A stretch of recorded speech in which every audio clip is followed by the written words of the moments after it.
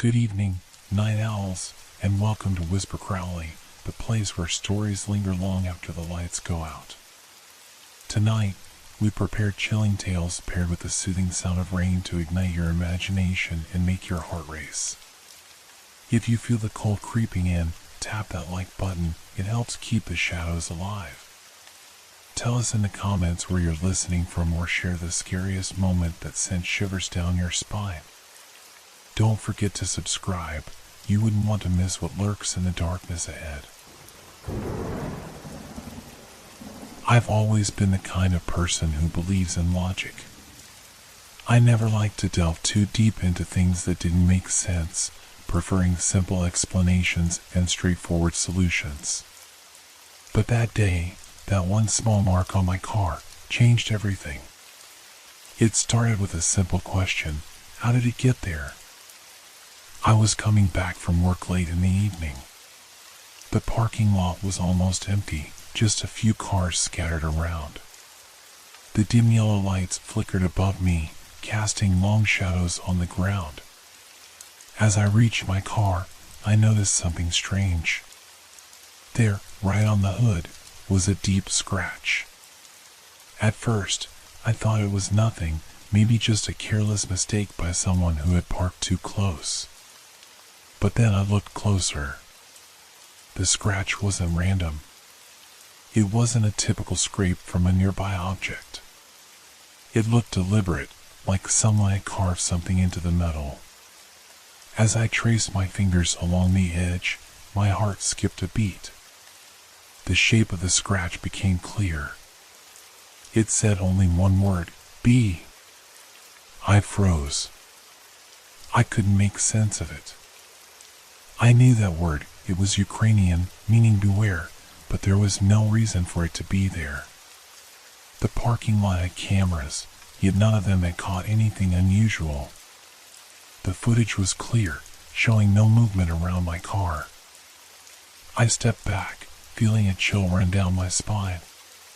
There was something unsettling about the way it was written, as if it was meant specifically for me. My mind raced, trying to come up with a logical explanation, but it felt impossible. Who would do this? And why? As I stood there, the world around me seemed to grow quieter. The distant hum of a car engine, the soft rustling of leaves, all seemed to fade into the background. I felt the hairs on the back of my neck stand up. Something wasn't right, but I couldn't tell what. I tried to shake off the feeling and opened the door to my car. The air inside was thick with the smell of leather and dust. I slid into the seat, closing the door behind me. My eyes kept drifting to the hood, where the word B seemed to glow faintly in the light. I started the engine and pulled out of the parking lot, trying to ignore the growing sense of unease creeping over me. But the feeling didn't go away. It followed me, like an invisible weight pressing down on my chest. The drive home was uneventful, but my mind wouldn't stop. The word kept echoing in my thoughts, repeating over and over. Beware. Beware of what? What was I supposed to be afraid of? As I parked in front of my apartment building and turned off the car, I couldn't shake the feeling that something was watching me. The parking lot was empty now, but the shadows seemed deeper, darker. I quickly walked to the entrance of the building, my footsteps quick and purposeful. But even as I reached the door, I couldn't shake the feeling that I wasn't alone. My heart was racing, but I told myself it was just nerves. Inside, everything seemed normal, but that feeling of unease didn't leave me. I tried to distract myself by watching TV, reading, but nothing worked. The word was always there, lurking in the back of my mind. What did it mean? And why me? The next morning, I awoke with a feeling of dread settling over me, as if something was just on the horizon, waiting to unfold. The sun filtered through the blinds, casting long slivers of light across the floor. Everything seemed normal at first. Too normal. I tried to shake off the lingering discomfort from last night. Maybe I was just tired, or maybe it was some kind of stress-induced paranoia. But then, I remembered the scratch on my car, and that feeling came rushing back. I grabbed my keys and went to check the car again. My footsteps echoed in the empty hallway as I walked down the stairs, every creak of the wooden steps making my pulse quicken. The parking lot was bathed in the soft morning light, and for a moment it seemed almost peaceful. The wind was calm, the air crisp. But as soon as I reached my car, I froze. There it was again, another mark. But this time, it wasn't just a word beat, there were more scratches, almost like someone had tried to carve something into the metal with force. The new marks were all over the door, just beneath the window, spiraling in sharp, jagged lines, like an unholy pattern drawn by an unseen hand. I swallowed hard, the taste of fear bitter in my mouth. I checked the cameras again, but as expected, there was nothing. No movement, no sign of anyone near my car at any point in the last 12 hours. It didn't make sense. Who would go to such lengths to leave these messages? Was I being targeted? Or was something far worse at play? The air around me felt heavier now, and I couldn't shake the sensation of eyes watching me. Every shadow seemed to twitch, every movement of the wind sounded like a whisper. It was as though the world around me was slowly bending, changing, shifting in subtle ways I couldn't quite grasp. I jumped as my phone buzzed in my pocket. It was a message from my friend, Max. We hadn't talked much lately, but his timing felt almost too perfect. The message simply read, "Be careful." The hairs on the back of my neck stood up. How could he have known? I didn't tell anyone about the scratches yet, not even Max. I quickly typed back, my fingers trembling, "What do you mean? What should I be careful of?" His reply came almost instantly, "I don't know. Just trust me." I stared at the message for a moment, feeling a sense of unease spread through me. I was about to respond when I heard it, a soft rustle from behind, like the shifting of clothing, the slight tap of footsteps on the gravel. I turned, my breath catching in my throat, but no one was there. The parking lot was empty, just like before. Yet the feeling of being watched only intensified. My phone buzzed again. Max's message, "Leave now. It's not safe." Before I could respond, I heard a strange sound, a low, hollow like the echo of something far off but growing louder. It seemed to come from the direction of the trees bordering the lot, a sound that didn't belong, something unnatural. My heart raced as I scanned the area. The rustling grew more pronounced, and then, just as quickly, it stopped. The parking lot fell silent. But the silence was wrong. It was too complete, too empty. I backed away from the car, my mind racing, trying to understand what was happening. My phone buzzed again. It was a message from Max. "I can't reach you anymore. Don't trust anything." I stared at the words, the meaning sinking in like a stone. What did he mean? What was going on? I could feel the tension in the air, thick and oppressive. The space around me seemed to close in, the shadows growing longer and darker, twisting and bending into shapes I couldn't quite make out. Then, the air shifted. A whisper, faint but distinct, like a voice just beyond my hearing. It was soft, almost like the wind, but its words, they sent a jolt through my body. "Beware." I turned quickly, scanning the parking lot again. No one was there. No sign of any movement. But something had changed. Something was wrong. I could feel it in my bones. The whispers weren't just a figment of my imagination. They were real. I needed to leave. I needed to get out of there, but my legs felt like they were made of stone. Something was holding me there, some invisible force. Every instinct screamed at me to run, but my feet wouldn't move. And then, I heard it again, closer this time. Beware. I whirled around, heart pounding. The voice was clearer now, and I could almost feel its presence pressing on me from every direction. Something was here with me, something that had no place in this world. And then, in the far corner of the lot, I saw it. A figure. Thin, dark, barely noticeable, but unmistakable. It was watching me. Panic surged through me as the figure stepped forward, slow and deliberate. I stumbled back, my heart hammering in my chest. The figure in the distance didn't move like a person should. It swayed slightly, almost as if it were drifting rather than walking. The shadows around it seemed to stretch and twist, as if trying to cling to its form. I wanted to scream, to run, but my feet remained rooted to the spot, frozen in place by some unseen force.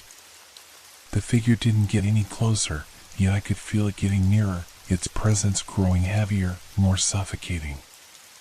It wasn't just the figure that terrified me. It was the silence. The way the world had gone completely still, as if it were holding its breath, waiting for something to happen. I forced myself to take a step backward.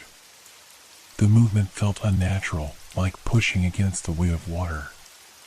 My pulse was so loud in my ears that I could hardly hear anything else. Who are you? My voice was barely a whisper, trembling with fear.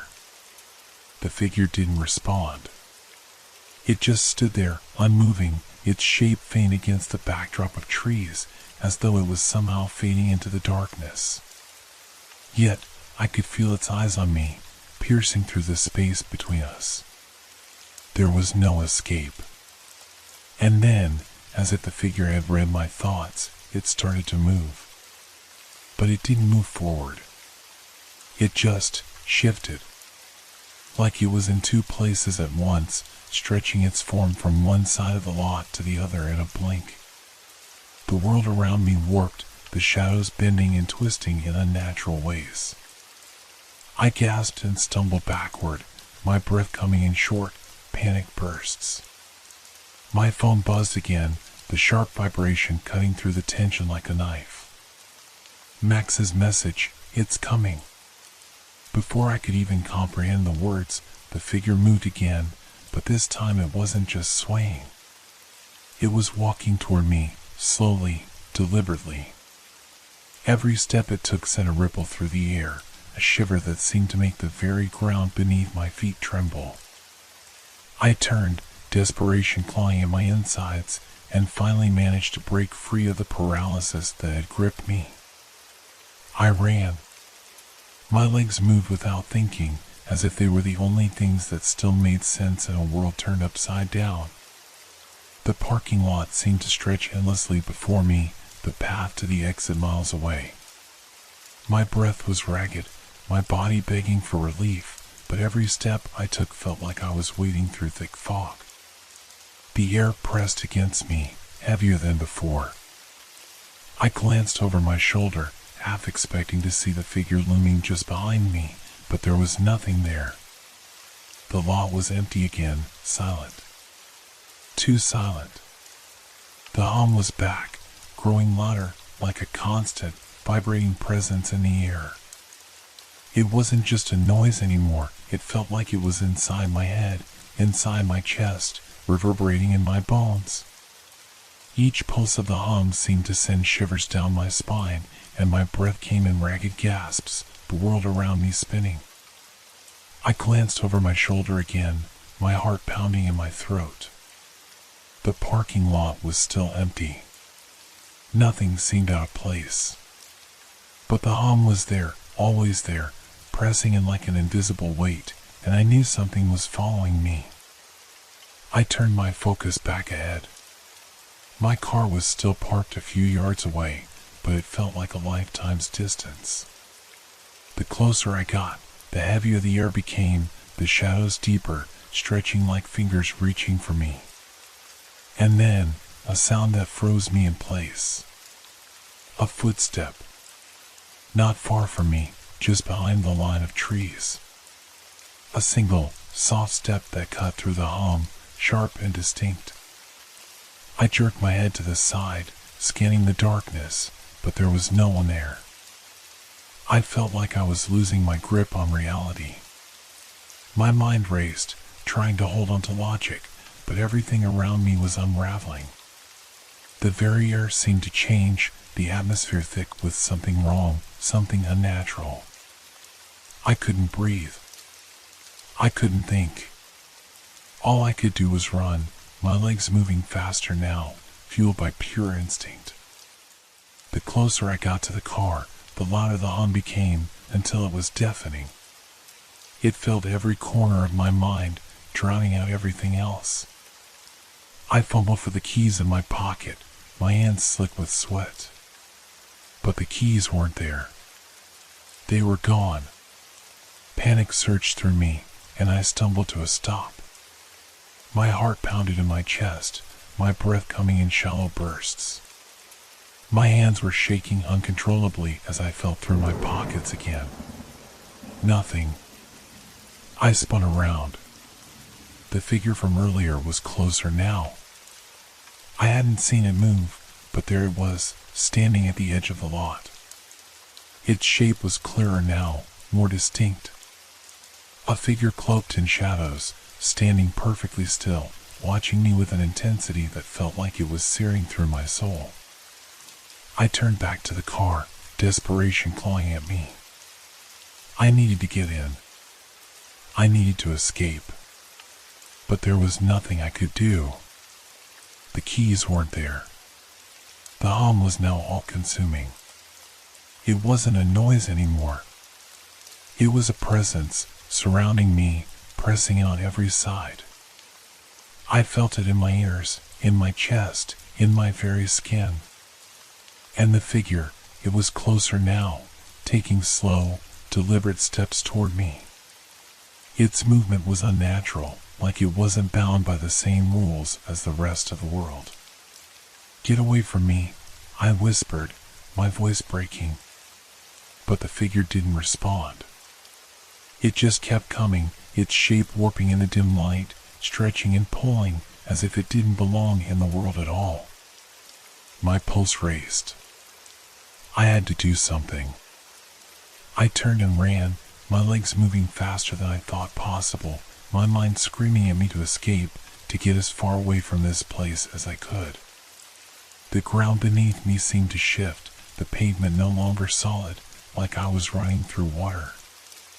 The sound of the hum grew louder, and then footsteps again. But this time, there were more of them. Multiple footsteps, all around me, closing in. I couldn't see anyone, but I could feel them closer, closer with every passing second. I didn't dare look back. I just kept running. But then, suddenly, the world around me shifted. The parking lot seemed to distort, the edges of my vision warping as if the entire space was folding in on itself. The hum turned into something more, a low, guttural growl, a sound that made the hairs on my arms stand up. I stumbled. The ground beneath my feet seemed to shift again, like I was no longer running on solid earth, but on something soft. Something that wasn't quite real. I slammed into something solid, a wall that wasn't there before. It was cold, metallic, and I realized with a sudden jolt of terror that I was no longer in the parking lot. I had crossed some invisible line, some boundary that had taken me somewhere else. Somewhere I shouldn't be. The air was different now, heavier, colder. I could barely breathe, the oppressive weight pressing on me from all sides. And in the distance, I could hear it, a voice, a whisper that cut through the chaos. "Beware. It wasn't just a warning anymore. It was an invitation, and I was too far gone to turn back. I turned, my eyes frantically scanning the area for any sign of escape. But there was nothing. Just the hum. The dark, the shadows, and the figure that was now so close I could feel its breath on my skin. And then, the world went silent. The silence was suffocating. It wrapped around me like a thick blanket, pressing against my ears, my chest, my very soul. The hum, the growl, everything was gone. The world around me felt suspended in time, frozen in place.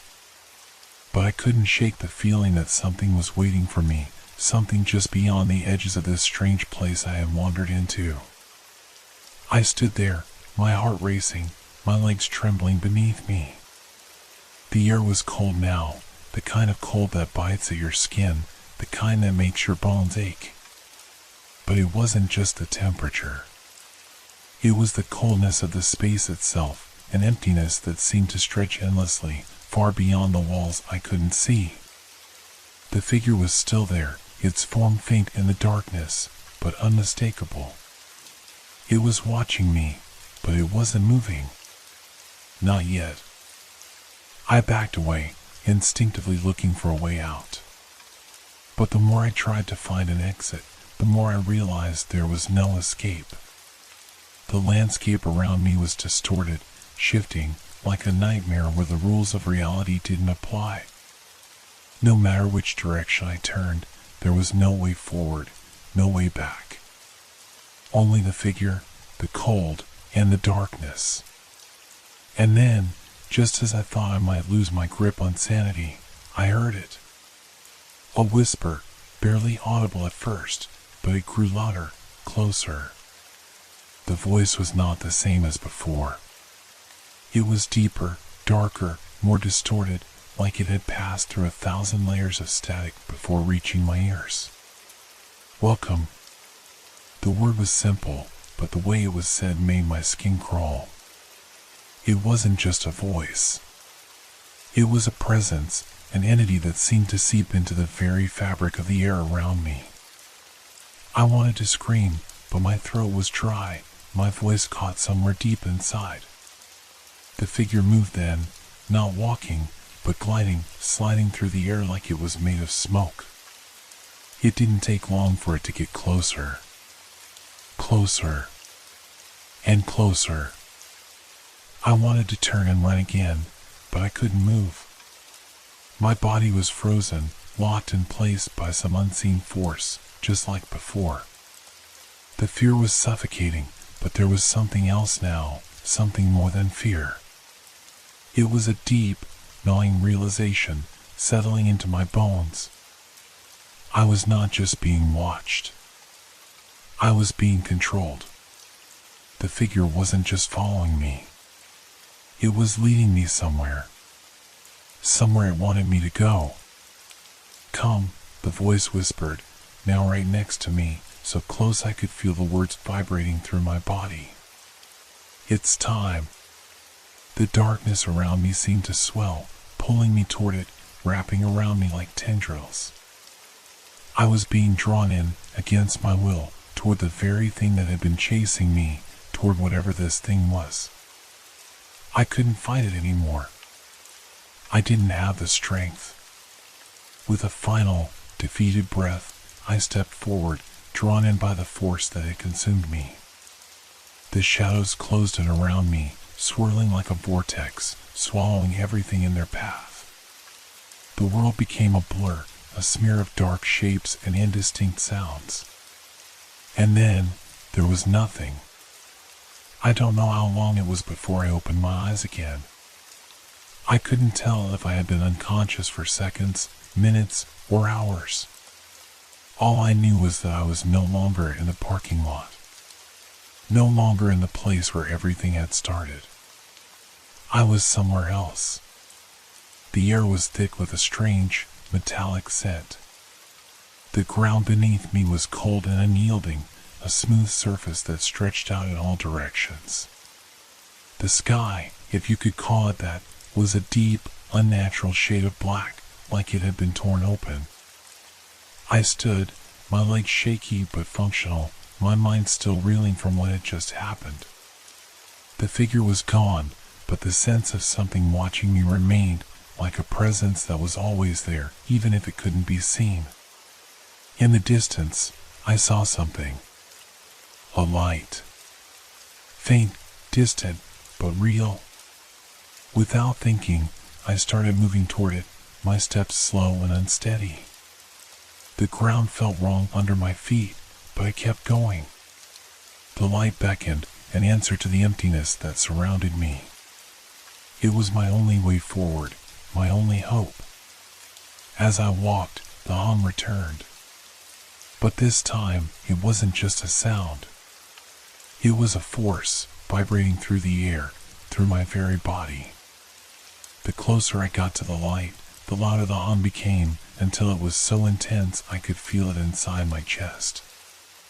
I wanted to stop, to turn away, but I couldn't. I was drawn to it, pulled like a moth to a flame. When I finally reached the light, I stopped, breathless, heart pounding. It wasn't just light. It was a doorway, an opening in the air itself, glowing with a pale, sickly green light. And standing before it was the figure, waiting. It didn't say anything this time. It didn't need to. I knew what it wanted. I had no choice. I stepped forward, through the light, into whatever came next. And as I passed through the threshold, the world behind me shattered, leaving only the hum and the darkness.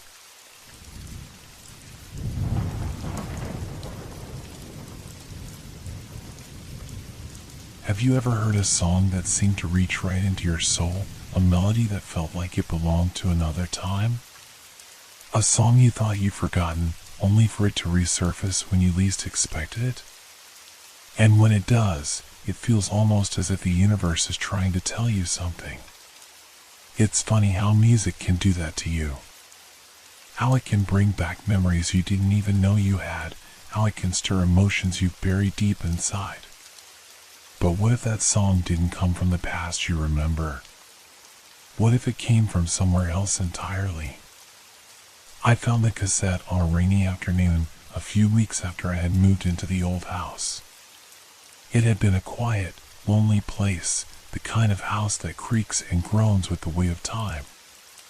Every room was filled with dust, with the echoes of its former inhabitants. I'd spent most of my days cleaning, organizing, trying to make the place feel like home again. It wasn't until I was going through a box of forgotten things in the attic that I found it, a dusty, old cassette tape tucked between two worn-out books.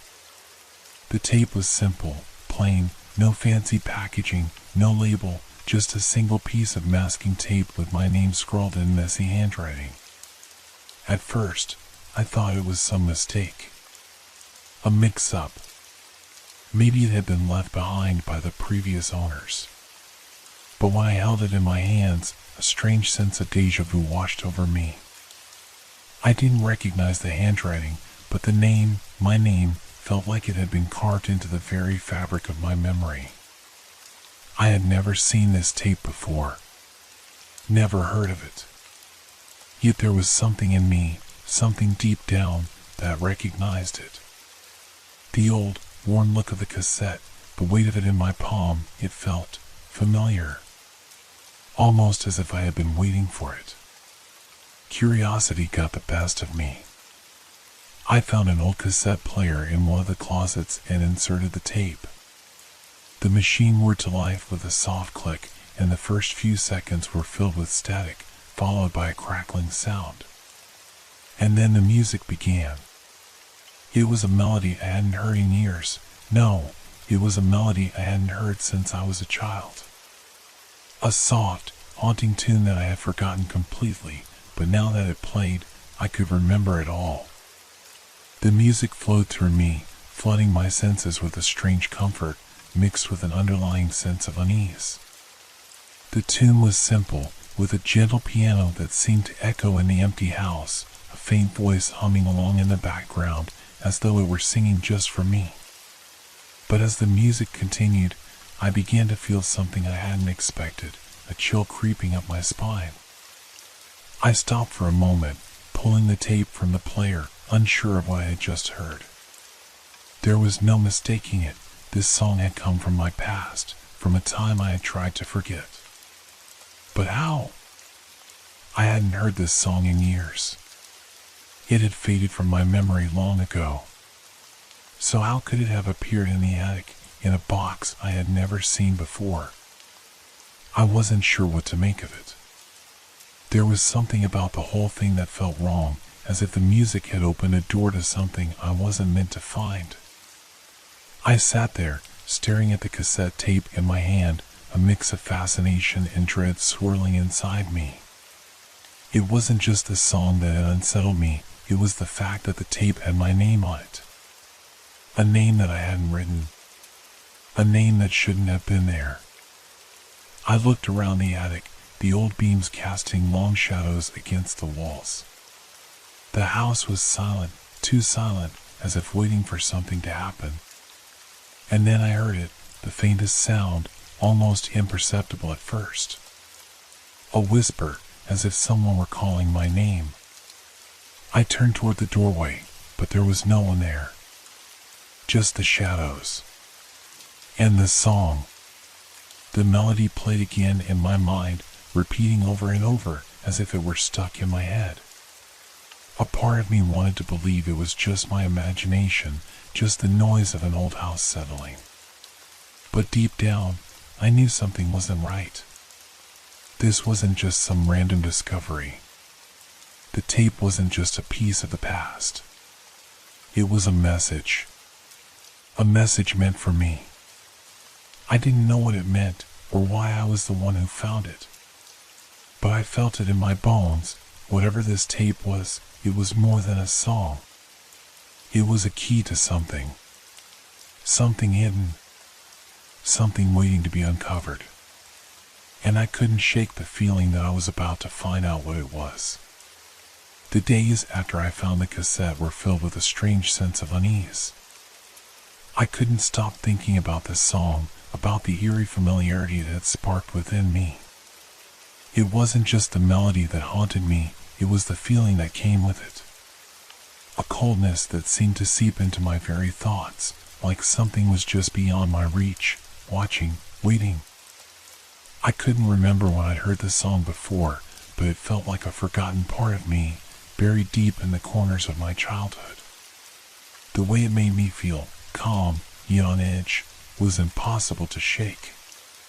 That evening, as the sun dipped behind the horizon, I decided to listen to the tape again.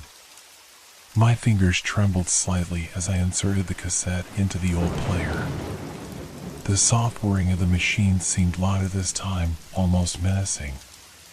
The static crackled, filling the room with an unnatural hum, and then the song began. The melody was still haunting, still familiar, but this time it felt different. It was as though the song was no longer just playing from the speakers, but was moving through the air, curling around me, invading the space. I could almost feel the notes brushing against my skin. I closed my eyes, letting the music wash over me. For a moment, I felt like I was floating, drifting back to a time long ago. But then, something shifted. The melody warped, just a fraction, as though it were being distorted, then out of shape. The voice in the background, the one that had been soft and almost comforting before, became clearer. It wasn't just humming anymore. It was a voice, a whisper, almost imperceptible, but unmistakably there. At first, I couldn't make out the words. But as I listened harder, as the voice grew louder, I began to catch fragments. Come back. I blinked, heart pounding in my chest. The words sent a jolt of fear through me, and I pulled the cassette out of the player, my hands shaking. The room suddenly felt colder, the shadows around me deepening, stretching like fingers reaching for me. My breath was shallow, quick, as though I had been running. I set the tape down on the table, staring at it as though it might suddenly jump to life. The voice was still echoing in my mind, its chilling message reverberating through my thoughts. Come back. Who was it speaking to? Why did it feel like the song was meant for me? The more I thought about it, the more unsettled I became. I couldn't ignore the feeling that there was something in the song, something hidden just beneath the surface. It wasn't just a memory, it was a warning. The next day, I went to the attic again, hoping to find some explanation, some clue that might help me understand what was happening.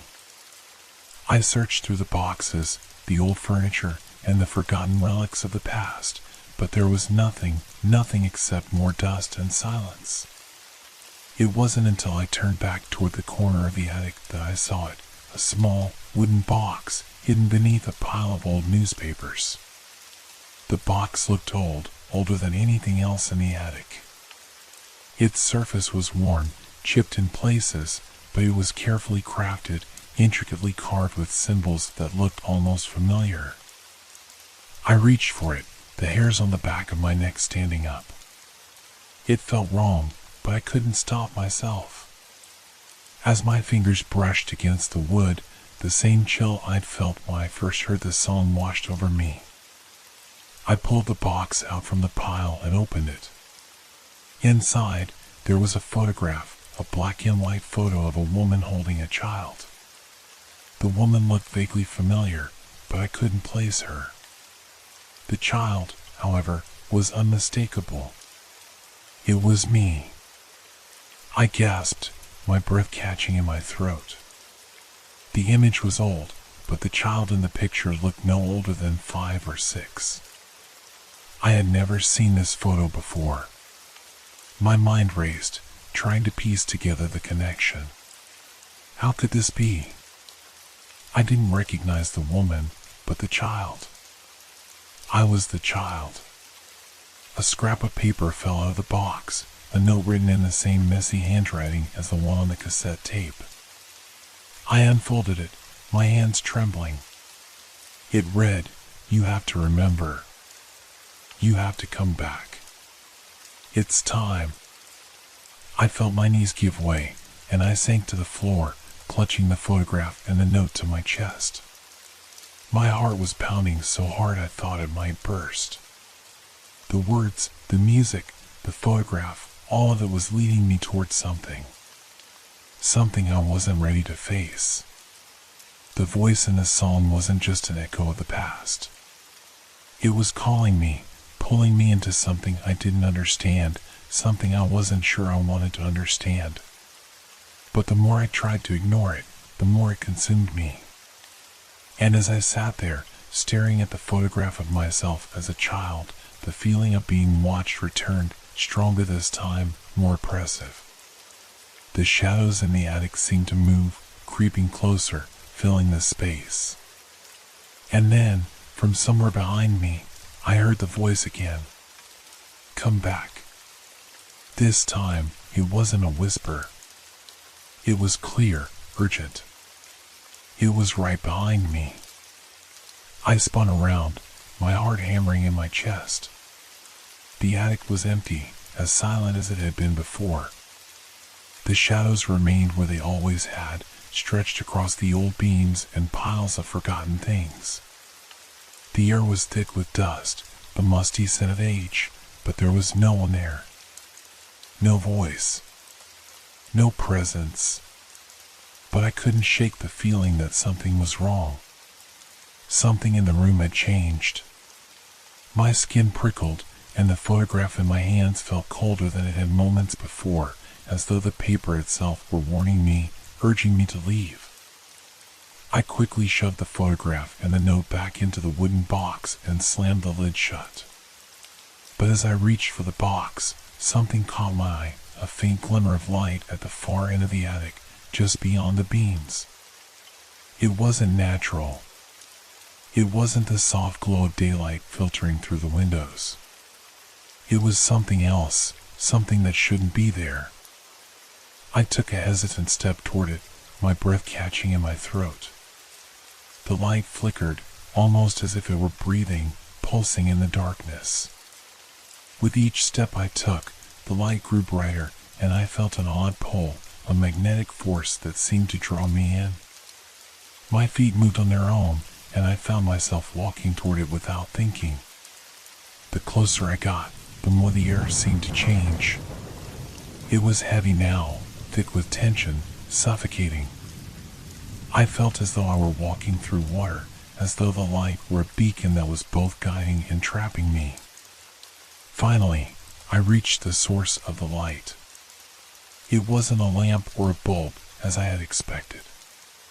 It was a small, crackling orb, hovering in midair, suspended by nothing. It cast an eerie glow, illuminating the floor beneath it with an unnatural brightness. I could feel the warmth of it on my skin, but it was unlike any warmth I had ever felt. It was too intense, too sharp. As I reached out a hand to touch it, the orb flickered, then vanished, leaving the attic in complete darkness. I froze, my heart pounding so loud in my ears that it drowned out everything else.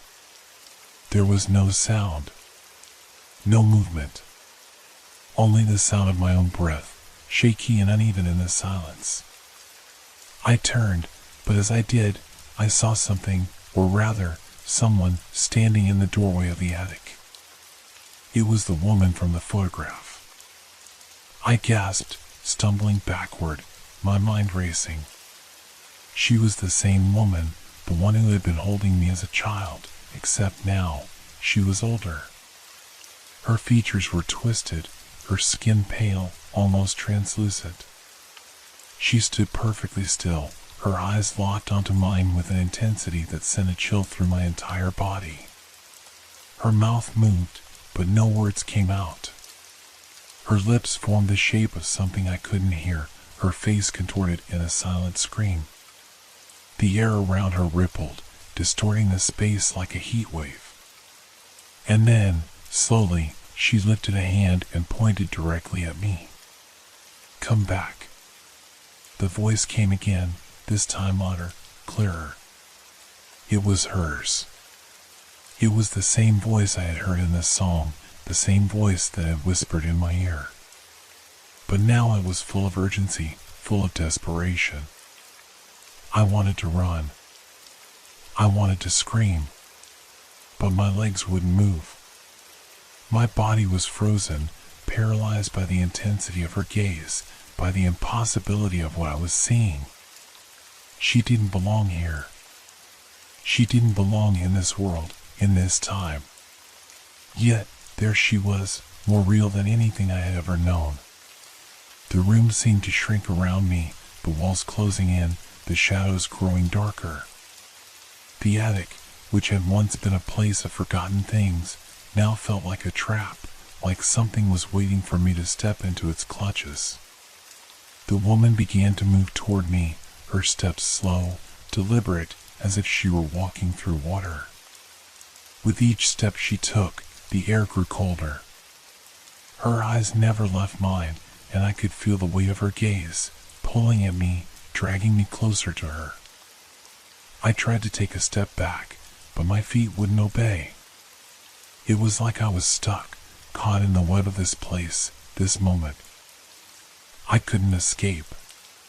And then I heard the music again. The same haunting melody, the same notes that had filled the attic before. But now it was different. It was louder, more insistent, as if the song was coming from everywhere at once, from the walls, from the floor, from the very air itself. It was like the music was part of her, part of whatever she was. Her mouth opened again, and this time the words came through, cold and sharp as ice. "You have to remember. You have to come back to me." I wanted to scream, to run, but my body refused to move. I was trapped, caught in her grip, in the music, in the memories that were flooding back faster than I could process them. The song wasn't just a melody from my childhood, it was a memory, a warning, a plea for me to return. To return where? To what? I didn't know. But as the woman reached out toward me, her hand stretching, her fingers curling like claws, I knew one thing: I was about to find out. The woman's hand hovered just inches from me, and the air around her seemed to pulse with an unnatural energy. Every instinct in my body screamed at me to move, to get away, but I couldn't. I was rooted to the spot, frozen in place by a combination of fear and an inexplicable pull toward her. Her fingers twitched, and I thought for a brief moment that she might touch me that would break the spell. But no! She paused, just watching me, her empty eyes boring into mine like they were searching for something buried deep inside me. The music played louder now, so loud it was almost unbearable. The notes danced in my mind, filling every corner of the room until they felt like they were inside my head, tangled with my thoughts. I had to shut it out, had to make it stop. But how? There was no escape. "Please," I whispered, barely hearing my own voice over the melody. "Who are you? What do you want from me?" Her lips parted in a slow, deliberate motion, and the voice came again, my voice, but twisted with desperation and grief, as though she were speaking from a place of pain. "Come back, to me." The words echoed in my ears, vibrating in my bones. "Come back." The same words, over and over, each repetition digging deeper into my mind, pulling at something I couldn't quite grasp. The attic around us seemed to change as she spoke, the walls warping, bending, like they were being consumed by the very shadows that filled the space. The floor beneath me felt unstable, as though I was no longer standing on solid ground. The sense of unease that had been growing inside me now exploded into full-blown panic. What was happening? Was this real? Was I losing my mind? But then, something strange happened. The music slowed. The distortion lessened, and the atmosphere in the attic seemed to shift, becoming less oppressive, less suffocating. For a brief moment, there was silence. The shadows stopped stretching, and the air, which had felt so thick and suffocating, suddenly felt lighter. The woman stopped moving.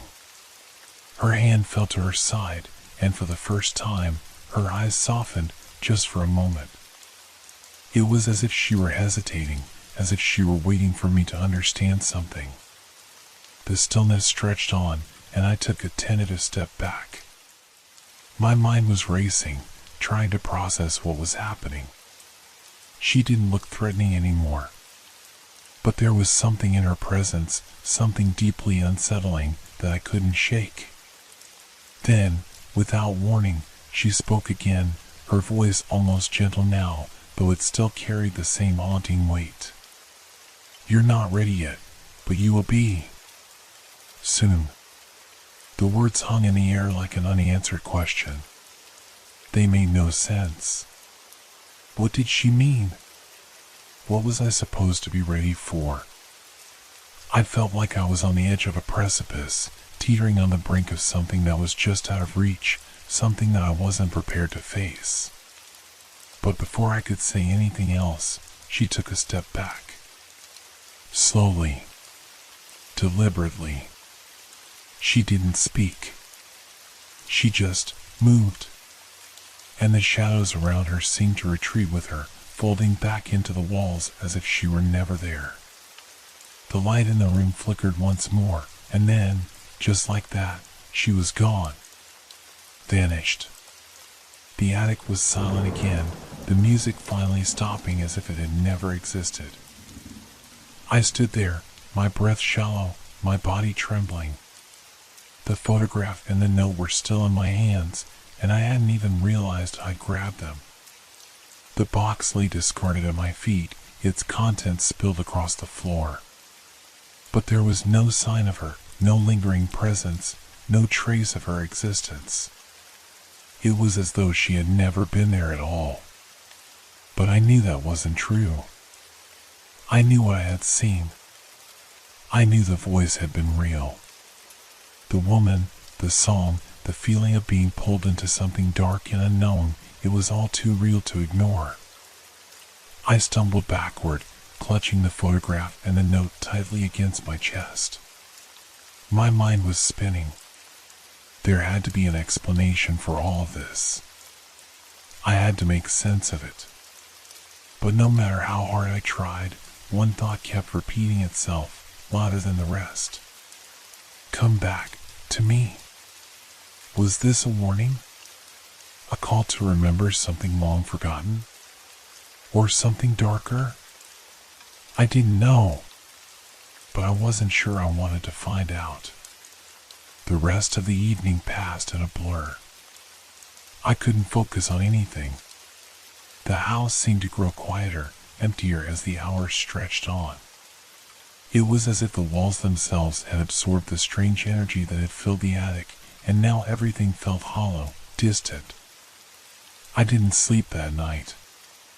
Every creak of the house, every whisper of the wind outside, felt like an intrusion. The fear from the attic lingered, clinging to me like a shadow, and I couldn't escape it. By morning, I had made up my mind. I couldn't stay in this house any longer, not with whatever was lingering here. I needed to leave. But as I gathered my things, preparing to leave, my eyes fell on the cassette tape once more, resting on the table where I had left it. The temptation was unbearable. I didn't want to listen to it. I didn't want to hear that song again, didn't want to know what more it might reveal. But I couldn't stop myself. I knew I had to. I pressed play. The song began again, but this time there was no static. No crackling. It played clear and smooth, as though it had been waiting for me. The same melody. The same haunting notes. But this time, there was something new. A voice, distorted and faint, whispered just below the music. You can't leave. Not yet. My hand froze above the player. The room suddenly felt smaller. The shadows seemed to grow longer. I wasn't alone anymore. And I realized with a sinking feeling that I had never been alone. Not really. The house, the song, the woman, they were all part of something much bigger. Something I was now tangled in, and I wasn't sure I could escape. Not now. Not ever. And with that, I finally understood what she meant. I had to come back. The music played on, its notes creeping deeper into my thoughts, pulling me into a world I had never wanted to enter. Each chord was a reminder, each beat a pulse in my veins, vibrating through the air and sinking into my bones. The voice, soft and haunting, still lingered in the background, almost imperceptible, but undeniable. You can't leave. Not yet. The words echoed, louder now, louder than the song itself. I tried to pull away, but my body felt heavy, as though the weight of the music had wrapped itself around me, holding me in place. I wanted to turn off the cassette, to stop the song, but my hands felt numb, as if the very act of stopping it was forbidden. It was pulling me toward something, toward a truth I wasn't ready to face. I had to leave. I had to escape. But every part of me screamed to stay, to listen, to understand what was happening. The song wasn't just a song, it was a key, a puzzle, and I was desperate to solve it. My fingers hovered over the cassette player, and for a brief moment, I thought about ripping it out, tossing it away. But then I saw it, just a glimmer, a flicker in the corner of the room. The shadows shifted again, like a figure moving just out of sight. My breath caught in my throat, and I froze, straining to listen, to see what was happening. The air grew colder, and I could feel the room closing in around me, the walls tightening like the grip of a hand. The house felt alive, like it was watching me, waiting for me to make my next move. Then, the voice spoke again.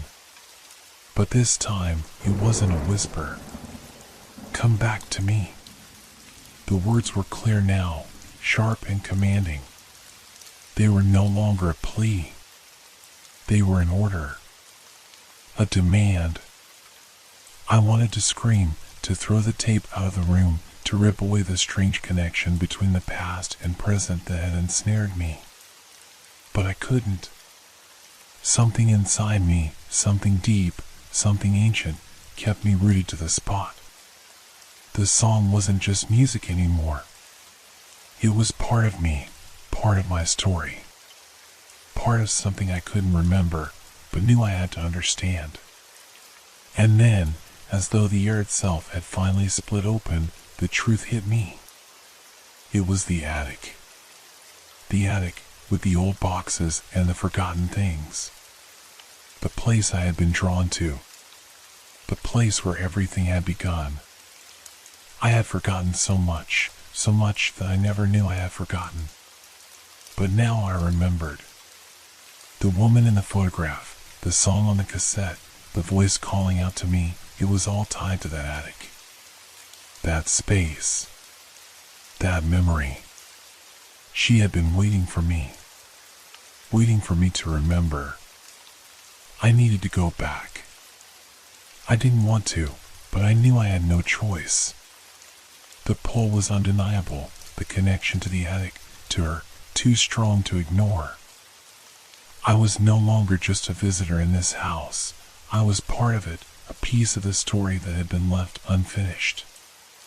My hands trembling, I stood up. The music continued to play softly in the background, the melody filling the room with its mournful tune. I knew what I had to do. I had to face it. Face her. Whatever she was. I grabbed the cassette player, the tape still spinning, and walked toward the stairs. Each step felt heavier than the last, as though the house itself was trying to hold me back, trying to keep me from discovering the truth. But I couldn't stop now. I had come this far. When I reached the attic, I hesitated at the door. My heart was pounding, my hands clammy, my mind racing with questions I couldn't answer. What was waiting for me? What had I forgotten? I opened the door. The attic was exactly as I had left it. Dark. Dusty. Forgotten. The air was thick with the scent of old wood and mildew. But there, in the corner, in the exact spot where I had found the cassette, something was different. Something had changed. The shadows had deepened, swirling in unnatural shapes, twisting around the furniture and piles of discarded things. And in the center of the room, where I had first seen her, the woman was waiting for me. She wasn't the same as before.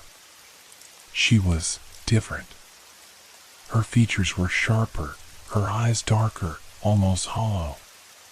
But it was still her, the same woman, the same presence. She stood in the center of the room, her hand extended, fingers trembling, as though she were reaching for me, calling me back. I stepped forward, but my legs felt weak, unsteady. I wanted to run, to scream, but the words wouldn't come.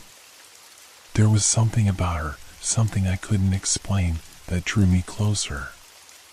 And then, for the first time, she spoke to me directly, her voice thick with sorrow and something darker. It's time. The air around me seemed to freeze, and I knew this was the moment.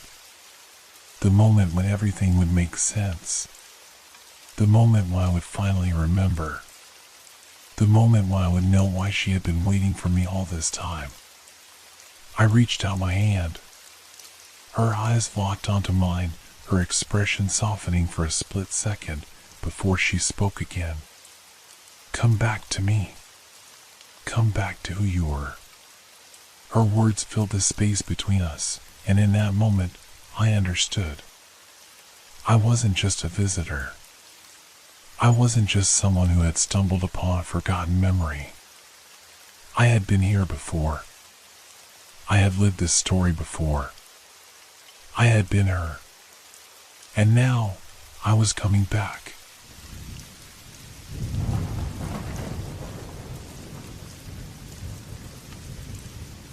It's a simple thing, really. How often do we stop and think about the things we touch every day? The clothes we wear, the routine we follow, the little actions that make up the structure of our lives. I never questioned them. Until that one morning. Have you ever had a moment when something so ordinary, suddenly feels wrong? Something so small that you dismiss it at first, but the feeling lingers, building until it consumes your thoughts? I came back from doing laundry, like I do every Sunday. It's a chore, just a regular part of the week. I grabbed the basket, feeling the warmth of the clothes inside, and walked back into the house. The hum of the washing machine still lingered in the background, almost like an echo, as if the sound itself had been suspended in the air. It was routine, nothing out of the ordinary. But then, I noticed something. A shirt. I stopped. Staring at it, I felt a sudden wave of discomfort. It was a shirt I knew. I could tell by the fabric, the stitching, even the faint smell of detergent that clung to it. But it wasn't my shirt. It was mine, but it wasn't. I had never seen it before. The pattern was familiar, blue with a faint checkered design, something I would definitely wear, but there was no way I could have forgotten it. Yet, there it was, lying in the basket as though it belonged to me. The odd thing was, I couldn't remember putting it in the laundry. I had done the wash just the day before, and I had carefully sorted everything. There was no way I would have missed a shirt that I didn't recognize. Was I forgetting something? Had I lent it to someone? But then why didn't I remember doing that? I picked it up, the soft cotton fabric sliding through my fingers. It was smooth, well cared for, like all my clothes. But this one felt off. It was almost as if it were waiting for me. My heart started to race a little. I shoved it back into the basket, trying to brush it off. It had to be a mistake. Maybe I had forgotten it in the laundry pile from last week, or maybe I bought it and forgotten. It wasn't a big deal. But the unease wouldn't go away. It gnawed at me, tugging at the edges of my mind like a thread slowly unraveling. I tried to ignore it, to put it out of my thoughts, but the more I tried, the more it consumed me. The shirt, that strange shirt, kept coming back to my mind. How could it have been there? Why did it feel so wrong? The rest of the day passed in a blur of discomfort. I couldn't stop thinking about it. The shirt. The way it felt, the way it seemed so familiar, yet so foreign. I tried to go about my day, had lunch, checked my emails, even watched a little television, but nothing seemed to take my mind off it. The shirt haunted me, sitting in that laundry basket, waiting. As night began to fall, I finally gave in. I had to know. I walked back to the laundry room, the light flickering above my head. The air felt thick, like it was pressing down on me.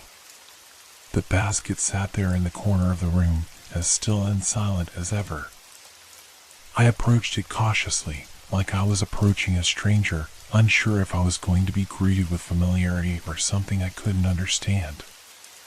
My hand shook slightly as I reached in and pulled out the shirt. It was exactly as I remembered it, blue, checkered, soft, but as soon as I held it in my hands, the strange feeling grew stronger. The fabric seemed to buzz with something. Something I couldn't explain. I turned it over, my eyes scanning the stitching, the seams. The way the collar was worn in just the right way. The faint scent of fabric softener. It was all so familiar. And yet, it didn't belong to me. I knew I had to look deeper. There had to be something, some small detail, something that would explain why this shirt was now in my laundry when it clearly wasn't mine. I ran my fingers over the fabric, searching for a label, for a clue, for anything. And there it was.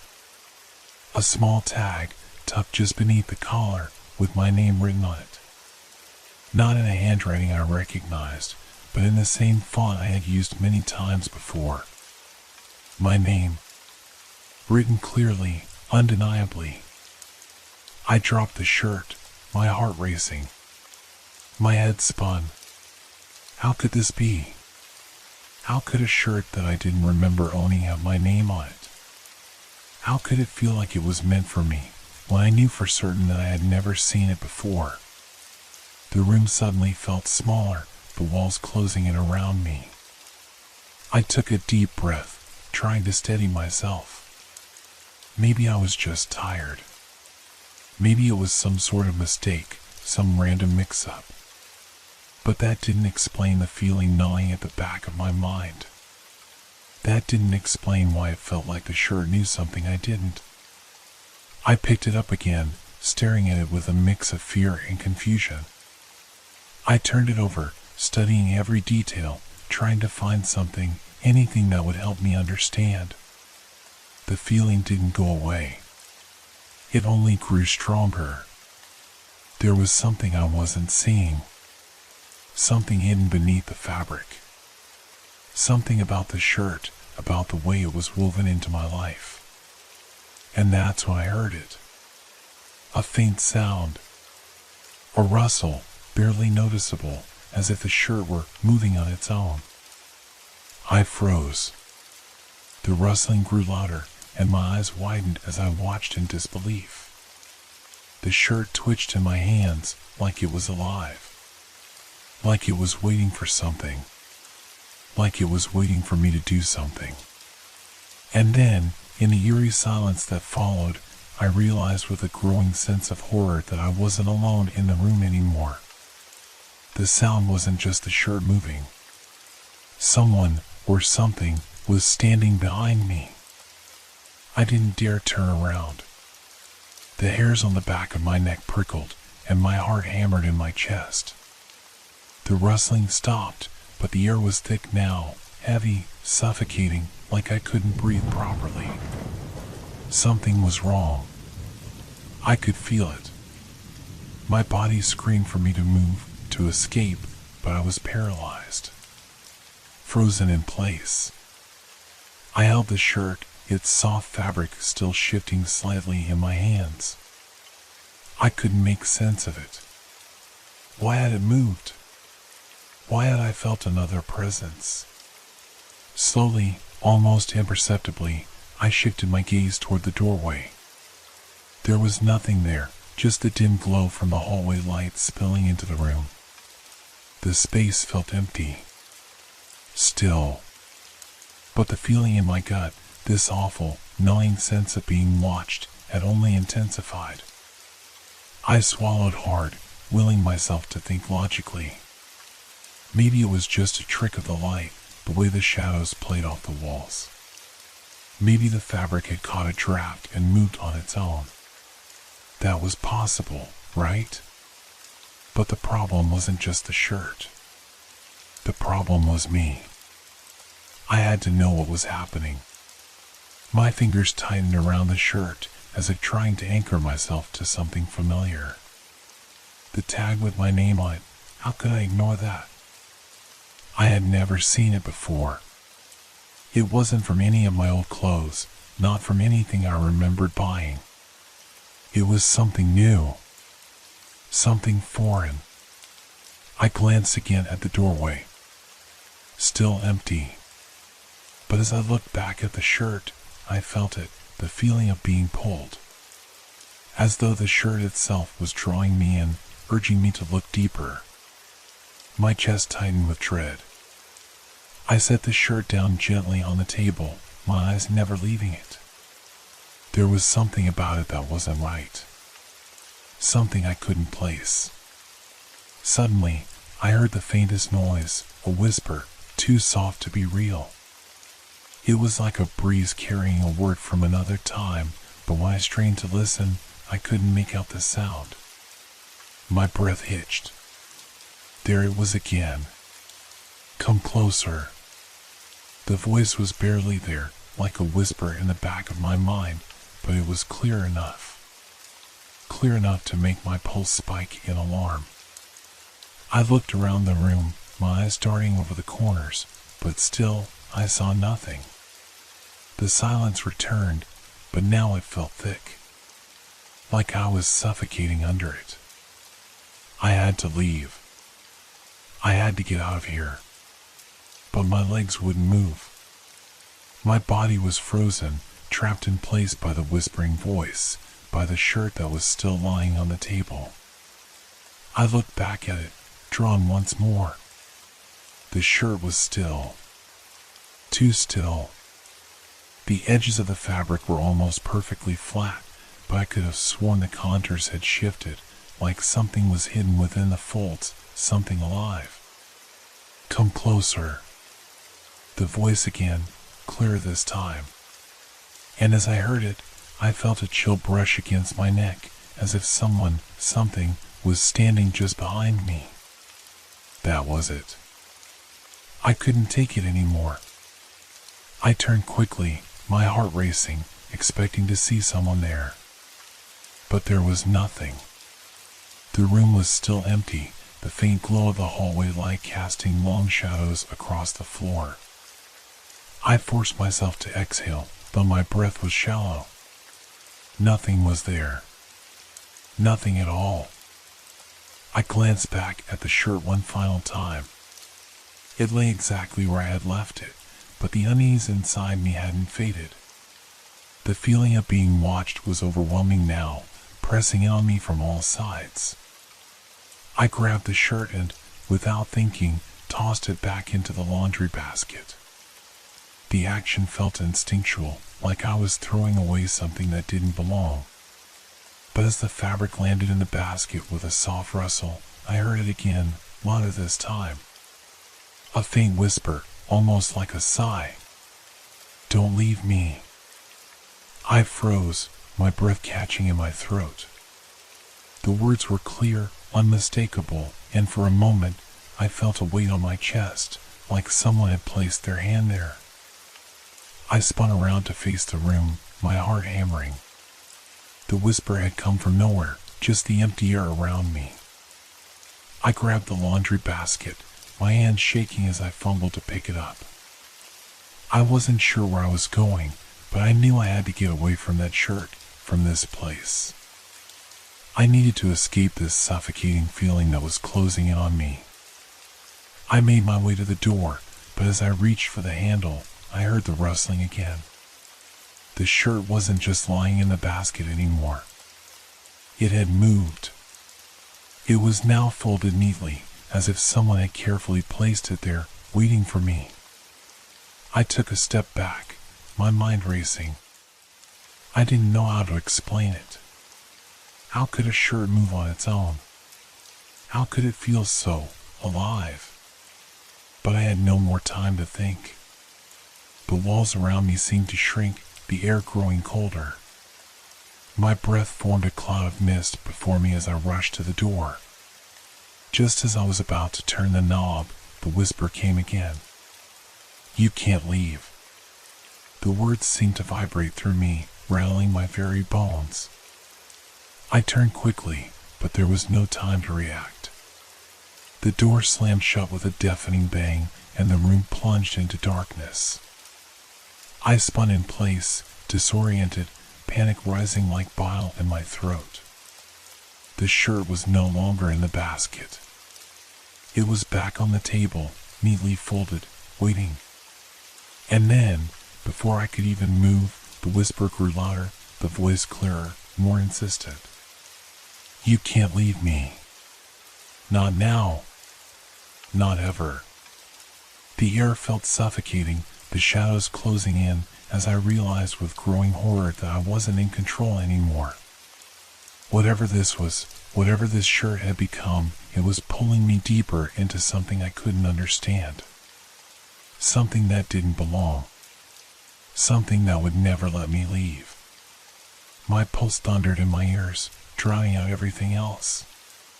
The voice, that voice, seemed to echo through the room, reverberating off the walls and into my mind. I couldn't think clearly anymore. The air was so thick with unease, I felt like I was suffocating. The shirt lay before me, folded perfectly, and yet I couldn't shake the feeling that it was more than just a piece of clothing. It was alive. It knew me. It was waiting for me. I wanted to scream, to run, to get out of this suffocating space, but my feet felt like they were glued to the floor. My hands were trembling so violently that I couldn't even hold the door handle. The whisper had stopped, but the weight of its presence pressed in on me, too real to ignore. I can't stay here. I told myself I had to escape. I had to get away from this shirt, from whatever it was that was toying with me. Slowly, I turned toward the window. The glass was fogged, and I could see only the vague outlines of the trees outside. There was nothing more than an illusion of freedom. The reality was that the moment I stepped away from the table, I would lose my grip on what was left of my sanity. I was trapped. Don't leave me. The voice was back, softer this time, but no less insistent. It slid into my mind like a poison. The words wrapped around me like a net, tightening with every breath.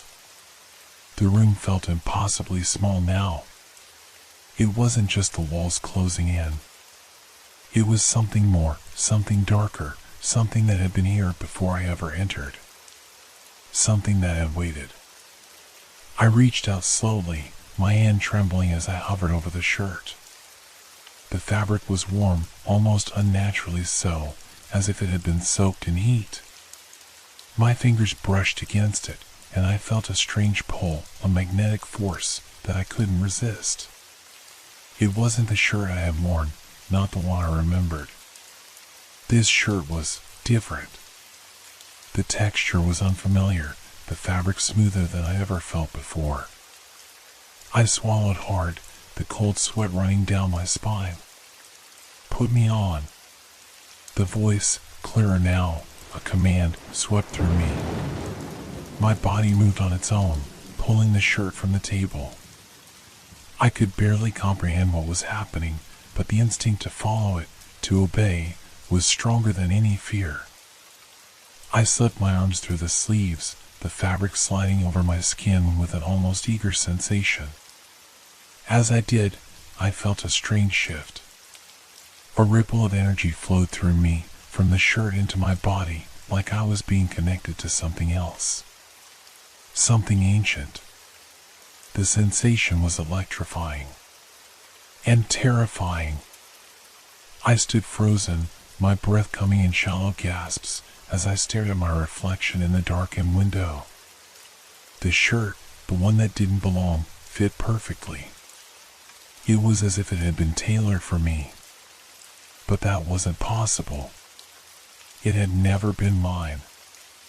I had never seen it before. Yet here I was, wearing it, feeling the pull of it on me like it was a part of me now. I could feel it pressing against my chest, the weight of something unseen. Something that was there, but I couldn't quite see it. Don't you feel it? The voice whispered again. It's inside you now.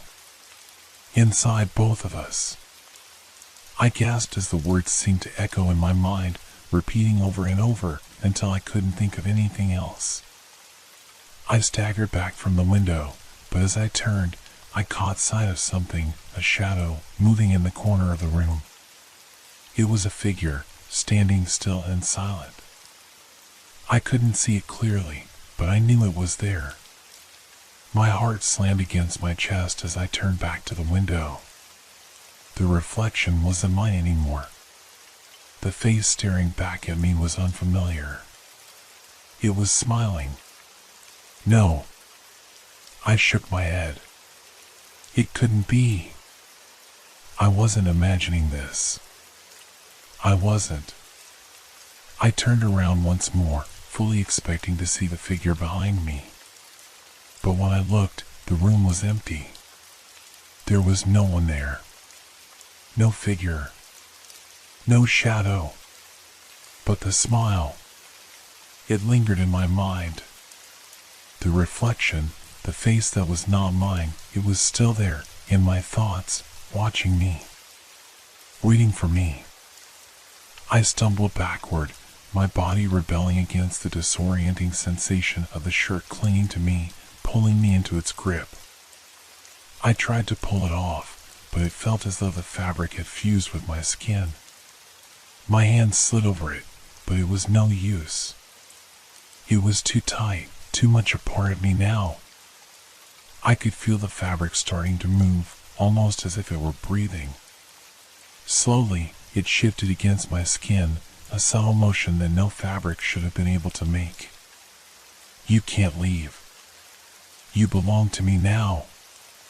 The voice, calm, almost gentle now, sounded in my head, and with it, a wave of cold. I wasn't alone in my body anymore. The presence inside me, that thing, was real. It was here, inside me, wrapped around me like the shirt. It had never been just clothing. It had been waiting for me, searching for me. And now, it had found me. I dropped to my knees, gasping for breath, the world spinning around me. I couldn't escape. There was no way out. The figure, the other me, was now a part of me. In my reflection. In my thoughts.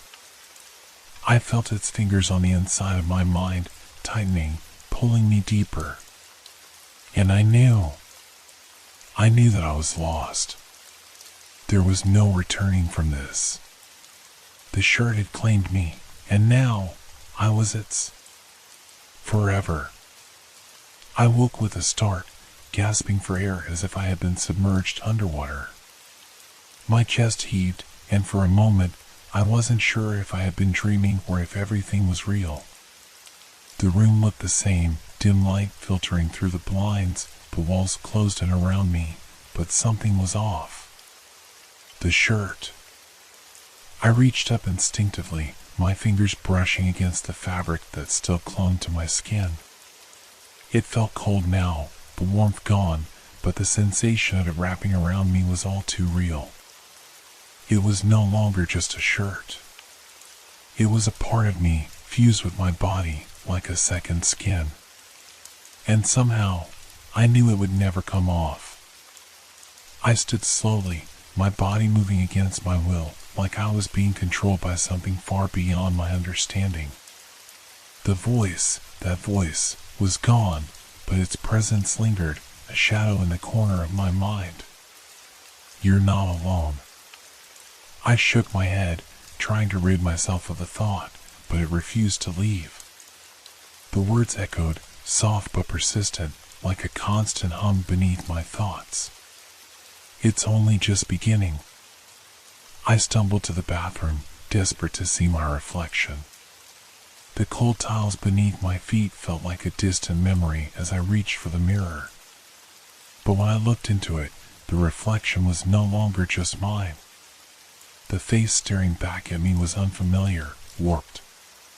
It wasn't quite me, not anymore. The features were too sharp, the eyes too hollow, the smile, twisted into something sinister. It was there, in my eyes, lurking in the reflection, waiting. It felt like the reflection was alive, like it was mocking me, a part of me that had taken over. I reached out, trembling, but when my hand touched the surface of the mirror, it rippled. Not in the way a mirror should ripple, like water disturbed by a stone, but in the way something alive might move, slowly, steadily, pulling at me, drawing me closer. I yanked my hand away, heart pounding in my chest. What was happening to me? Was I losing my mind? Or was there something else, something in the shirt, in the reflection, that was making me question everything? I turned away from the mirror, but I could still feel it. The eyes. The other me. I could feel it behind me, watching. I needed answers. I tried to focus, to think clearly. The rational part of me told me I had to get rid of the shirt. Burn it, a voice in my mind suggested. But it wasn't a voice. It was the thing inside me, whispering its instructions. And as much as I hated it, I knew I couldn't resist. The shirt wasn't just something I wore, it was a part of me now. The presence inside me seemed to grow stronger, feeding off my fear, feeding off my confusion. I could feel it curling around my thoughts, pulling tighter until I could barely think for myself. It was slowly taking over, like a disease, an infection spreading through my body, my mind. I turned to the door, my hand grasping the handle. I had to get out. I had to leave this place. But as I stepped into the hallway, I froze. The house felt different now. The walls, the rooms, they all seemed to shift around me. Nothing was where it should be. It felt as though the house had rearranged itself while I was asleep. I could hear something now, a low, persistent sound coming from the kitchen.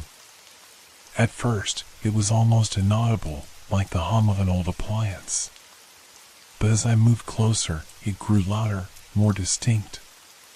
"Don't go there." The voice again. "It's waiting for you." I hesitated, the fear rising in my chest. But I couldn't turn back now. I needed to know what was happening. I needed to see what was waiting for me. The kitchen was dark, the only light coming from the flickering bulb overhead. I stepped inside, the air thick with an odd, metallic scent. And there, on the counter, was a knife. It wasn't just any knife. It was the same knife I had used to cut vegetables the night before. The same knife I had put away in the drawer. But now it was out of place, resting on the counter as if it had been waiting for me. "Pick it up." I reached for the knife, my hand trembling as I took the cold handle. The moment my fingers wrapped around it, I felt a jolt of electricity shoot through my arm as though the knife was alive. My body reacted against my will, my hand tightening around the handle. "Good." The voice, my voice, whispered in my mind, but it was no longer my own. It was deeper now, more resonant, as though something was taking over. Something dark. I could feel the knife pulling me closer to the counter, guiding me. My eyes flicked to the wall behind me, where something shifted in the shadows.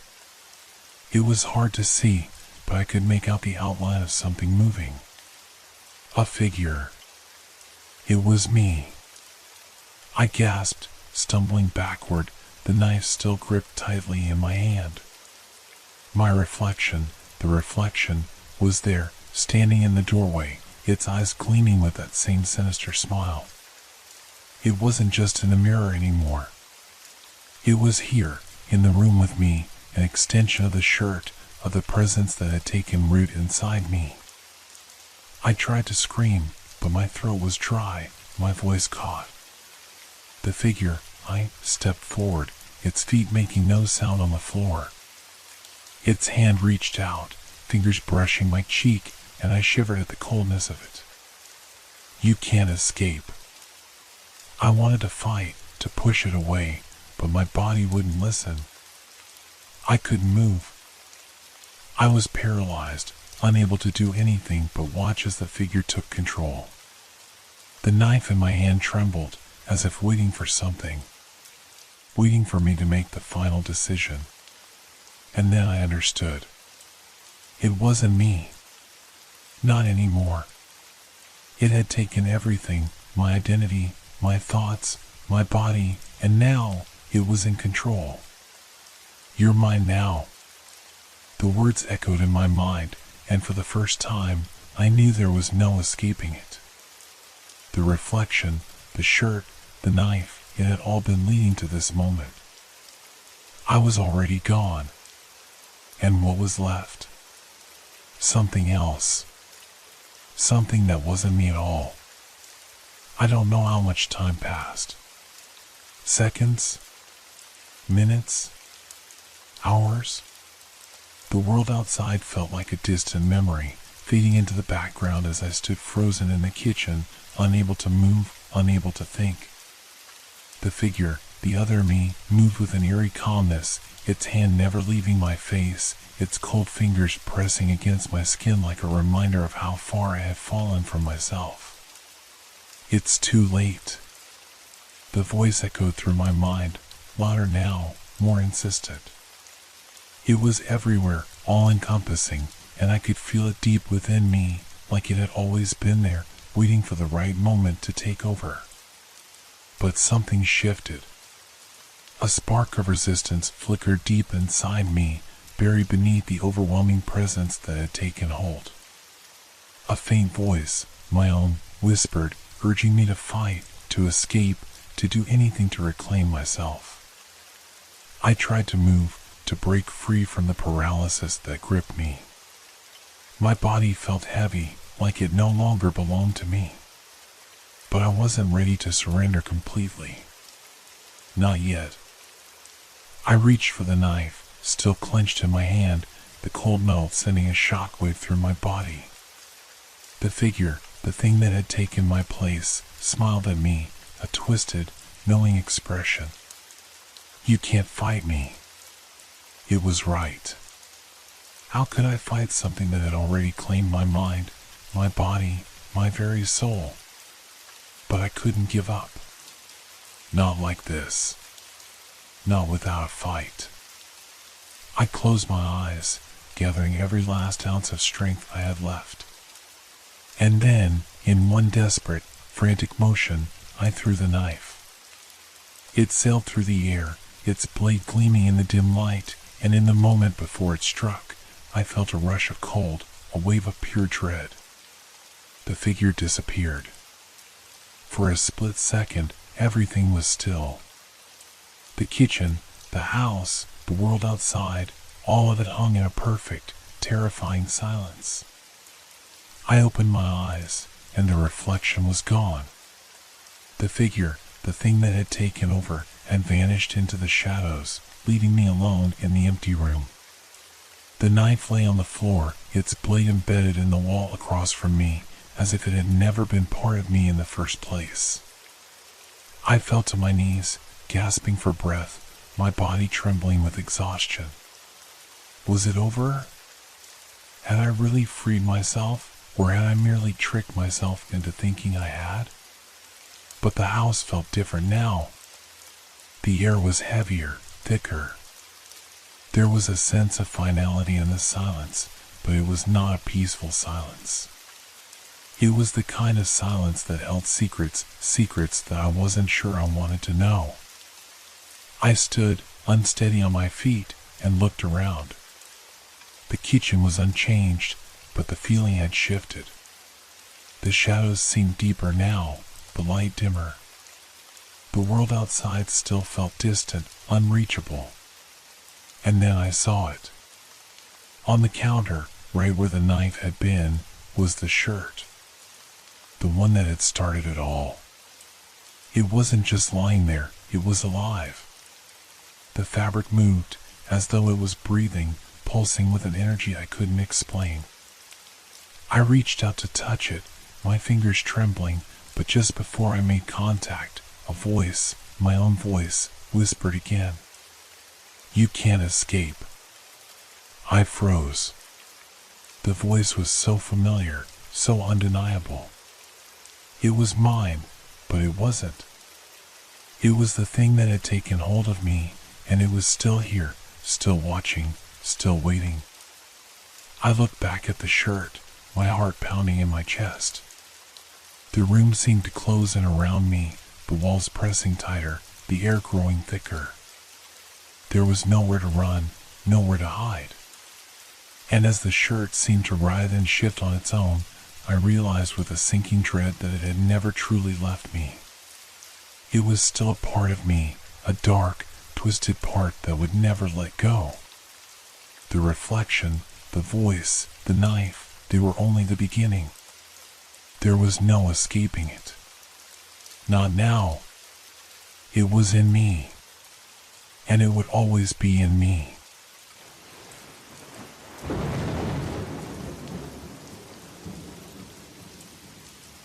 Have you ever been trapped in a place that seemed familiar, yet was completely wrong?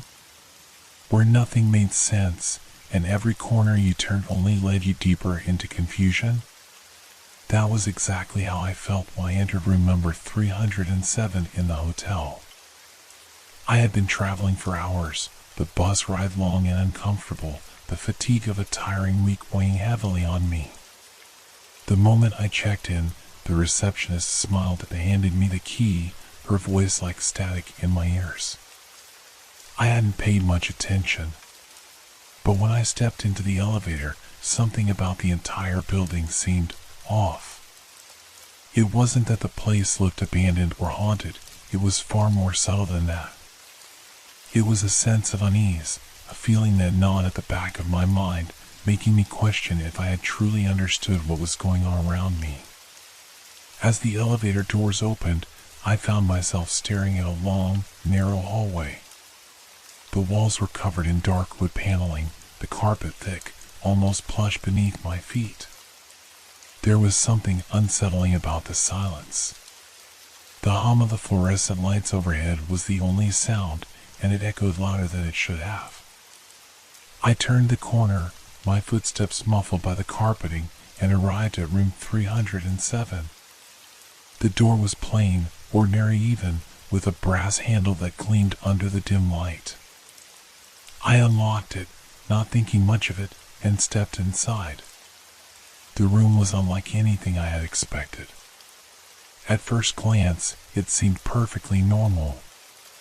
There was a large bed in the center, the duvet neatly tucked, a desk in the corner, a small armchair near the window, and an old-fashioned lamp on a nightstand. Yet as my eyes scanned the room, I realized what made it so strange. Every single wall was covered in mirrors. Not just one or two, but the entire room was lined with them. The walls reflected the bed, the desk, the lamp, even the slight shimmer of my reflection as I moved across the floor. It was almost as if the room itself was an endless repetition of what was already inside it. I stood there, uncertain, trying to shake off the unease creeping up my spine. I had seen strange hotel rooms before, but this one felt different. The mirrors were not like the ones you see in ordinary rooms. They seemed too polished, too flawless. The reflections in them were sharp, almost unnaturally so. And the more I stared, the more I felt as if I was being watched, not by the room, but by something else. I shrugged it off. Maybe I was just tired. I tossed my bag onto the bed and went to check the bathroom. I needed to freshen up after the long journey, clear my head before I decided what to do next. The bathroom, too, had mirrors everywhere. The edges of the mirror above the sink stretched to the corners of the room, creating the illusion that the walls continued endlessly, just like the bedroom. It was when I washed my face, looking up into the mirror, that I realized something was terribly wrong. I hadn't seen it before, but now, in the reflection, the door to the room was gone. I froze. My heart started to race as I turned back to look at the door. It was there, just like it had been before, but in the mirror, nothing. The reflection showed nothing but the empty space where the door should have been. I approached the mirror slowly, my hand trembling as I reached out to touch it, half expecting the glass to give way like water, to reveal something beyond it. But there was nothing. The mirror was solid, cold against my palm. I yanked my hand back, panic setting in. Maybe I was imagining things. Maybe I was just too tired. I turned quickly and exited the bathroom, my eyes darting nervously toward the door. Still there. But the thought that it had been gone, vanished without a trace, lingered like a shadow in my mind. I shook my head and muttered to myself, trying to laugh it off. It was just a trick of the light, the angle of the mirrors. I was exhausted, that's all. But as I stood there, looking at the door, the room seemed to shift ever so slightly. The edges of the mirrors began to distort, and in the corner of my eye, I swore I saw a figure moving in the reflection. I whipped my head around, heart pounding, but there was no one there. Nothing but my own reflection staring back at me. I told myself to calm down, to breathe. There was no danger. Nothing was wrong. I walked toward the door, hand gripping the handle, and twisted. It wouldn't open. I twisted harder, but the door stayed shut. It wasn't locked. The handle just wouldn't turn. I stepped back, confused. The door was still there. Still solid. But it was as if it no longer belonged to the room. I ran my hand along the wall, checking for anything that could explain it. The mirrors seemed to mock me, reflecting my every movement as I tried in vain to open the door. My breath grew shallow. It was like the room was alive, shifting around me, keeping me inside. I turned to face the mirrors once more. The figure was back. Only this time, it wasn't just a blur in the corner of my eye. It was clearer now, standing in the reflection, staring directly at me. A faceless figure in the mirror, frozen in place. I swallowed hard, a chill running down my spine. I needed to leave. Now. I pounded on the door, my fists hitting the wood, but it was no use. There was no sound, no movement. The room felt colder, darker, and my reflection, my own reflection, had changed. It was not me anymore. Then, just as suddenly as it had disappeared, the door reappeared in the mirror. But I didn't trust it. I didn't trust anything in this room anymore. The mirrors, the reflection, the door, it was all part of something I didn't understand, something that was keeping me here, trapped in this place with no way out. I backed away from the door, my mind racing, and that's when I heard it. A sound. A low, grating noise coming from within the walls. Something scraping against the mirrors. Something moving inside the glass, just out of view. I had to get out. But I had no idea how. My pulse hammered in my throat as I stumbled backward.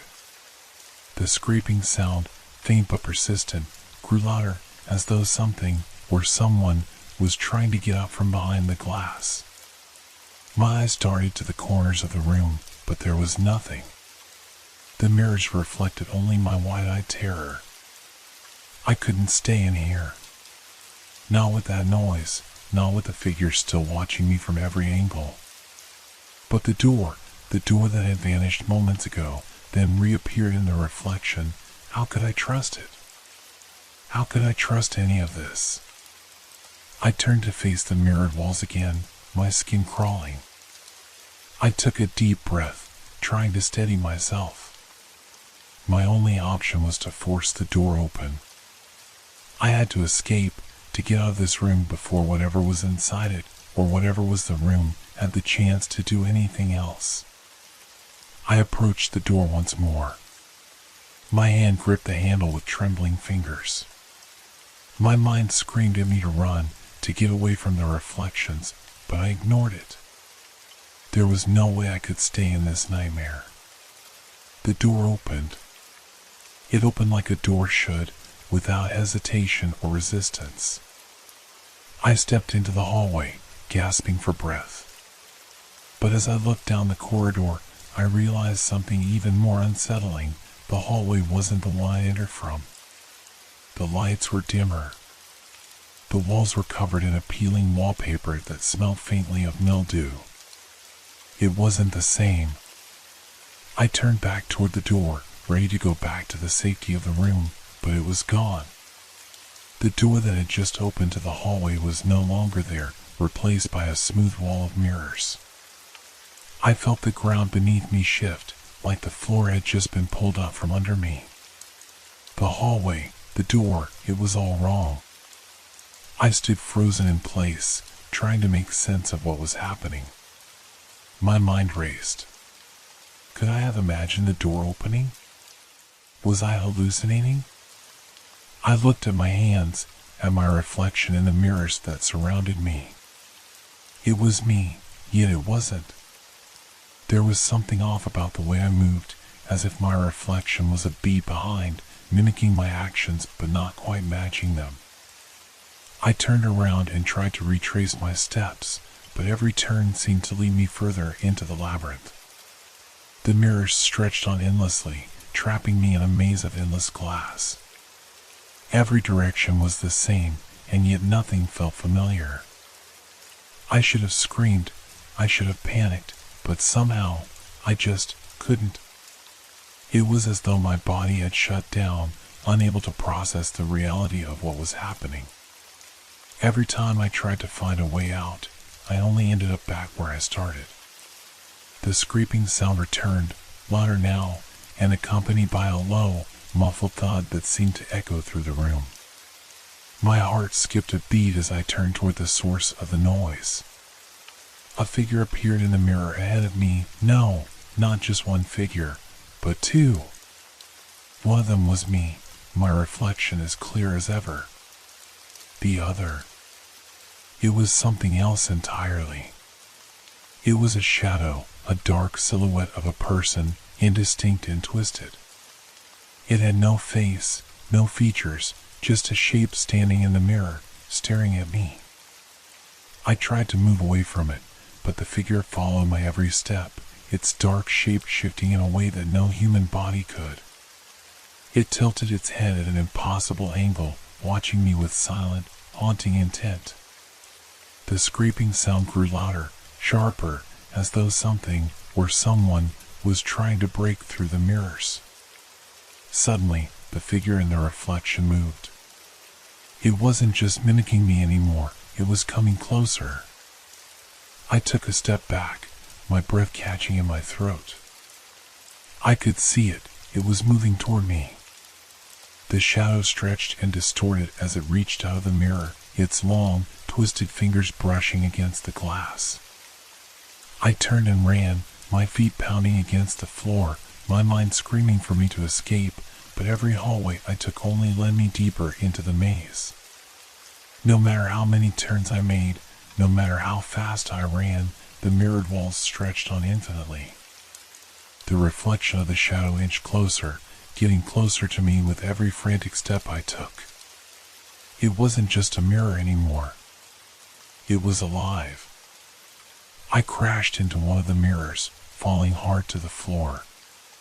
The glass was cold, too cold. I scrambled to get up, my legs shaking with exhaustion, but as I pulled myself up, I realized that the glass beneath my hands was soft. Wet. I looked down, horror sinking into my chest as the surface of the mirror rippled, the reflection of my own trembling hands blurring in the surface. The mirror wasn't a mirror. It was liquid. The figure, too, was no longer confined to the glass. It had slipped through, its dark shape now emerging from the surface of the glass like water.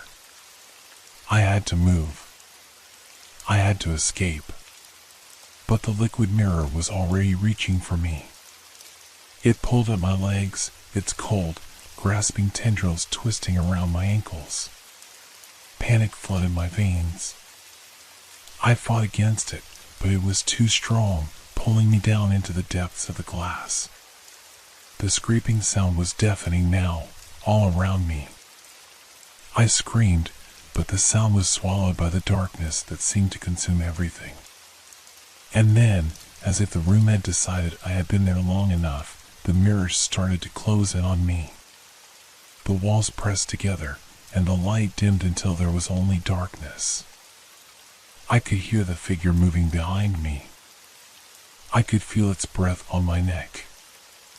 I wasn't sure how long I had been trapped there, how long I had struggled against the mirrors that held me captive. Time had no meaning anymore. I could feel it. I could feel the presence of something far worse than the room itself. It was watching me, and I was no longer sure if I would ever leave. I don't know how much time passed. Minutes? Hours? Days? The passage of time in that room seemed irrelevant, as though the mirrors themselves were distorting it. I had stopped counting. All I could focus on was the cold, the relentless cold seeping into my skin, into my bones. It wasn't just the temperature, it was as if the very air itself had become heavy with something malevolent, something watching me from every reflective surface. The room had transformed around me, though I couldn't say how. The walls, the floor, the ceiling, they all seemed the same, yet slightly different.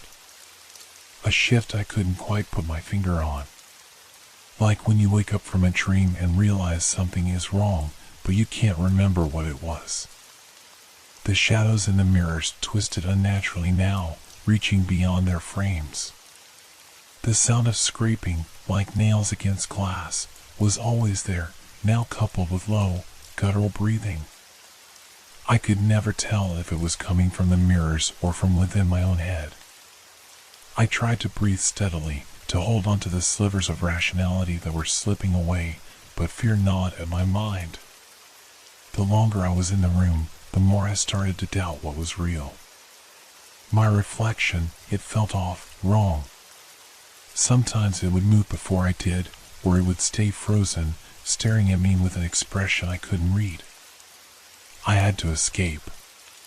There had to be a way out. I had to find it. I walked toward one of the mirrors on the far wall, hoping to find some crack, some break in the glass. Something that would reveal a way out.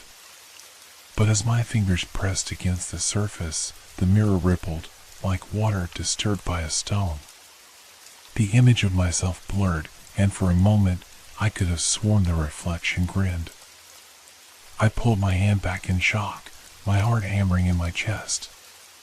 The figure, it was laughing. Before I could react, the mirror flickered. The light in the room dimmed, then brightened again, but in that brief moment, the room had changed. The floor beneath me shifted. The hallway I had walked down earlier was no longer where I stood. Instead, there was a door, small and inconspicuous, tucked into a corner where I had not seen it before. A door that hadn't been there just moments ago. I stood there for what felt like eternity, staring at it. I could almost feel the door calling me, pulling me toward it. The air was thick with dread, but I knew I had to try. I had no choice. My hand reached for the doorknob. It was cold, even colder than the rest of the room. With a deep breath, I turned it. The door creaked open, revealing nothing but an endless, pitch-black void on the other side. I hesitated, doubt clawing at my mind. This couldn't be real. This wasn't the way out. But there was no other option. I stepped forward, the sound of my shoes on the floor echoing through the room. I walked into the darkness. At first, it was like walking into a thick fog. I couldn't see anything, couldn't hear anything except my own breath.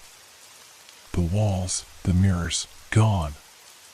The room, the maze, the oppressive weight of it all, it seemed to vanish as I walked deeper into the void.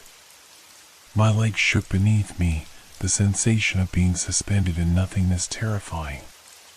But as my eyes began to adjust, I noticed something. A faint glow, a small light flickering in the distance. It was dim, but it pulsed with an eerie rhythm, like a heartbeat. I moved toward it, drawn by the flickering light, but the closer I got, the colder it became. The light stretched, bent, distorted, like a shadow in a mirror. I stopped, fear crawling up my spine. The sound of something moving in the darkness reached my ears. It was faint at first, like the rustle of fabric or the scrape of shoes on the floor. But as the sound grew louder, I knew it wasn't just the wind. Something was following me. I spun around, but there was nothing there, just the empty blackness stretching on endlessly. My chest tightened as panic surged through me. It was like being in the mirror room all over again, disoriented, hunted, trapped. The noise grew louder, closer. I could hear breathing now, shallow and uneven. I backed away, but the sound followed me. It was behind me, just out of sight. It was breathing heavily, its footsteps slow and deliberate. And then I saw it. A figure in the distance. Tall, hunched, its movements jerky and unnatural. It didn't belong to this space, this dimension. It didn't belong to anything that should have been real. It was me. Or rather, a distorted version of myself. Its face was blank, a mask of smooth, featureless skin. Its eyes were hollow, black voids that stared into me with an emptiness that made my stomach churn. It reached out, its fingers long and twisted, scraping along the air as if pulling itself toward me. I didn't wait. I turned and ran, my breath catching in my throat. The dark space around me felt endless, a maze without walls, without a path. I didn't dare look back. I couldn't. But I could feel it. It was right behind me. The light I had seen earlier flickered one last time, and then everything went dark. I fell, my body crashing to the ground. My hands scraped against the cold, hard surface. I looked up, blinking, and the mirrors were back. I had returned. I was back in the mirror room. This time, I wasn't alone. The figure, the thing, was standing in the reflection, watching me. It wasn't just following me. It was waiting for me. And this time, it wasn't in the glass. It was here. I couldn't breathe. The air was thick, and my chest felt as though it was being crushed under an invisible weight. I staggered back, my legs shaking as I tried to find some sense of footing, but the room seemed to shift with every movement. The walls of mirrors that once seemed familiar now felt alien, oppressive. They reflected not just my face, but my fear, my panic, magnified 1,000 times over. The figure, it stood perfectly still, its hollow eyes locked on me. In the reflection, it seemed to watch me, but also, it wasn't just mirroring my actions. It was mimicking my every move, yet with an unsettling delay, like a twisted echo. It was mocking me. I turned away from the reflection, trying to move toward the door, but it felt farther away now. The room seemed to stretch, elongating in ways that made my mind dizzy. The door was still there, but the closer I got, the more it appeared to recede into the mirrored surface, disappearing with each step I took. A faint whisper crawled through the room, a voice that sounded like my own, but distorted, twisted. It whispered my name, a soft breath against my ear, a whisper of something ancient, something that had been waiting for me. "You're not leaving," it said. The words slithered through my thoughts, thick with an unnatural certainty. I spun around, heart racing. The figure was closer now, its long, pale fingers stretching toward me, its movements slow and deliberate. The room itself felt like it was alive with a presence that pressed in from every direction, suffocating, suffusing the air with something dark, something that hungered. The mirrors were changing. I could see things in them that shouldn't be there, things that defied logic. Faces flickered behind the reflective surface, faces I didn't recognize, faces that looked like fragments of memories I had long buried. And in every reflection, that thing, it was still there, its eyes never leaving mine. My heart thudded in my chest as I stumbled backward, trying to make sense of what was happening. I reached out for the door, my fingers brushing against the cool metal of the handle. This time, I didn't hesitate. I yanked the door open with all my strength. But the hallway on the other side wasn't the one I remembered. It was different, darker, and it wasn't empty. Something moved at the far end of the hall, shadows that shifted unnaturally, swaying in a way that shouldn't have been possible. I stepped into the hallway, my mind racing. The door slammed shut behind me with a deafening bang. I whirled around, expecting to see nothing but the dark hallway, but there, in the reflection of the hallway's far wall, was the mirror room. The one I had just left. I could see myself standing there, standing with it, the twisted reflection of myself, just behind me, its fingers outstretched, reaching for me. I couldn't move. My mind fought to comprehend what I was seeing, but it was as if my body was frozen in place, trapped between worlds. I looked down at my hands, but they didn't feel like my own. They felt foreign, like they were someone else's. The whisper came again, louder this time, as though it were inside my mind. It's too late to run. You're already here. I shook my head, trying to break free from the suffocating grip of the mirrors, of the thing that had followed me into this dark place. But no matter how far I went, no matter how much I tried to escape, I could feel it following me. Its presence was suffocating, the weight of its gaze crushing my every movement. I had to find a way out. I had to. I turned down the hallway, my legs unsteady beneath me. The walls seemed to press in on me as I moved, the flickering light casting strange, elongated shadows along the floor. I could hear the sound of my breathing, loud and ragged in the silence, the sound of footsteps behind me growing closer with each passing second. There was no turning back. I had to face it. I had to confront whatever this was. Whatever it was. At the far end of the hallway, I saw something else. A door. A new door. A door that felt like a chance, like the only escape. It was dark, but there was a faint light seeping from underneath, a glimmer of hope. I ran toward it. But with each step, the sounds behind me grew louder, the footsteps closer, until I could hear them, feel them, right behind me, as though they were breathing down my neck. The whispering grew louder too, now a cacophony of voices, overlapping, pulling at my mind, clawing at my sanity. I reached the door, my hand trembling as I grasped the handle, pulling it open with desperate force. On the other side, there was nothing. Nothing but the same mirror. The same reflection. And behind me, it was waiting. Its hollow eyes locked onto mine, and in the reflection, I saw not just the figure, but myself. Or the thing that looked like me. It was standing in my place, smiling. And in that moment, I realized the truth. The door hadn't opened to escape. It had opened to trap me. I had never left the mirror room. I was never going to leave. I was already inside it. I didn't know how long I stood there, frozen, staring at the reflection of the thing that had replaced me.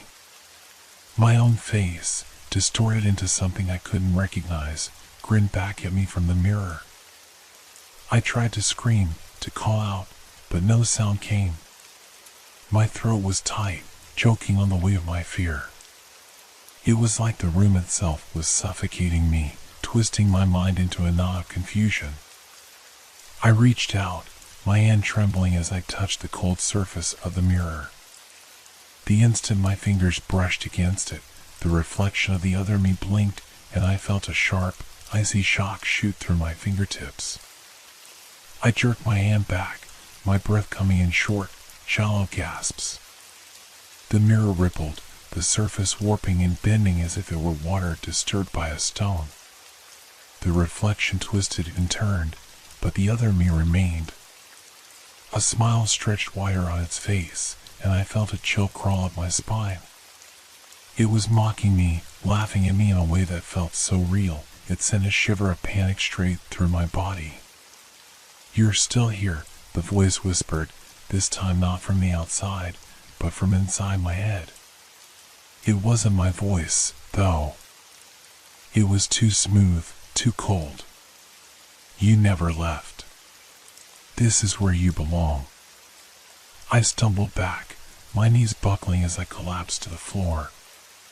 My hands pressed against the cold tile, and for a moment I thought I could feel something alive beneath the surface. Something shifting just out of reach, something that was watching me from the depths of the glass. But I couldn't think about that. I had to move. I had to get out. I forced myself to stand up, my legs shaky, my mind reeling. The door that had opened in front of me, the door I had thought was my escape, was now gone, replaced by a wall of mirrors. The reflections were endless, stretching into infinity. I couldn't even tell where the real world ended and the reflection began. The space around me twisted, as though the walls themselves were breathing, pulling in and out with each exhale of the air. I turned around, my breath coming faster now, panic bubbling in my chest. The hallway I had seen was gone. The door was gone. I was trapped in a room that seemed to stretch forever, the reflections mocking me from every angle. I felt the ground shake beneath me. Not the kind of shake that comes from an earthquake. No, this was different. This was a tremor of something alive. Something aware. The mirrors seemed to pulse, growing darker, thicker. The shadows in the room moved, no longer mere reflections, but things that lurked, things that waited, things that weren't mine. I could feel them now, all around me. The figures in the mirrors. The faces staring back at me with hollow eyes, eyes that weren't mine. They whispered in a language I couldn't understand, their voices mixing with my own thoughts, drowning me in a chorus of confusion and terror. And then it moved. A figure stepped out from one of the reflections. It wasn't a mirror version of myself. It wasn't a distorted copy. It was something else. Something that had been waiting. It was tall, gaunt, its skin stretched tight over bones. Its mouth opened, revealing a wide grin filled with sharp, jagged teeth. The thing didn't walk, it glided, its feet barely touching the ground. It leaned forward, its eyes locking onto mine. "You're mine now," it whispered. The words felt like a poison, crawling into my ears, twisting my thoughts. I backed away, my legs too weak to carry me any longer. I felt the coldness of the mirrors closing in on me, pushing me into a corner. There was nowhere to run. Nowhere to hide. The walls, the mirrors, the figures, they were all part of this thing. I realized, too late, that there was no escaping the mirror room. It had swallowed me whole. I had been trapped here from the moment I stepped through that door. I turned, desperately looking for a way out, but the reflection of myself was there, standing just behind me. The other me reached forward, its cold fingers brushing my shoulder. I tried to scream, but my voice was lost in the thick air, swallowed by the mirrors. "You're already here," the voice of the figure said again. "You always have been. You just didn't know it." I closed my eyes, my mind reeling with the impossible reality of what was happening. The fear, the panic, the suffocating weight of it all. I couldn't take it anymore. I didn't know how much time had passed. Minutes? Hours? Days? But I couldn't escape. There was nothing left for me but the reflection of myself in the mirrors, the endless void of the room, and the thing that had claimed me. And then I heard something. A distant sound, faint but clear.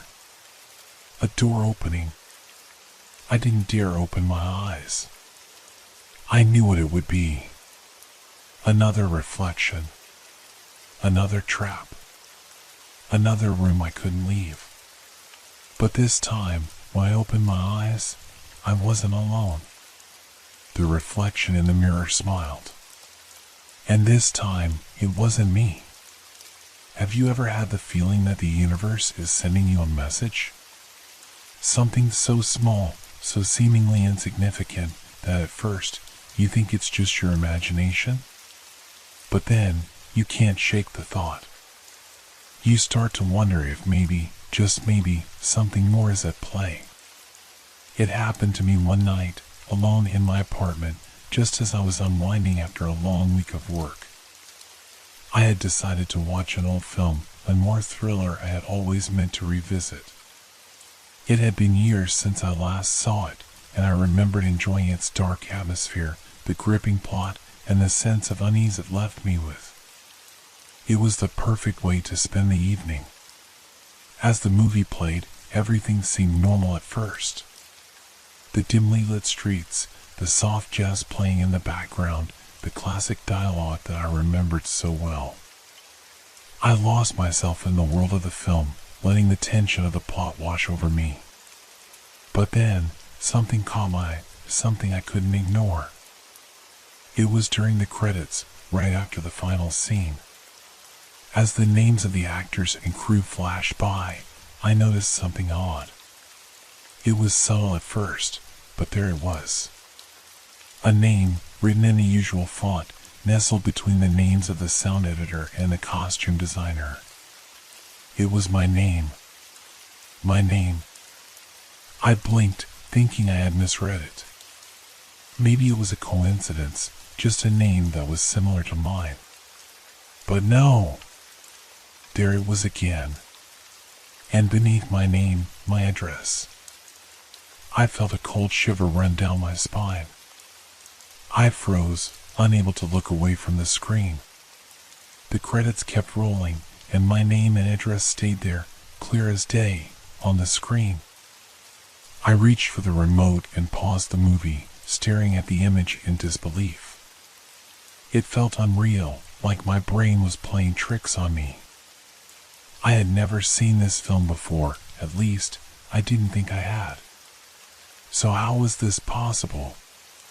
How could my personal information appear in the credits of a film I had watched countless times before? A strange sense of dread began to settle on my stomach. Was it a prank? Was someone messing with me? But who could have done this? I grabbed my phone and tried to Google the film to see if anyone else had noticed anything strange. But the search results were normal. There was nothing unusual.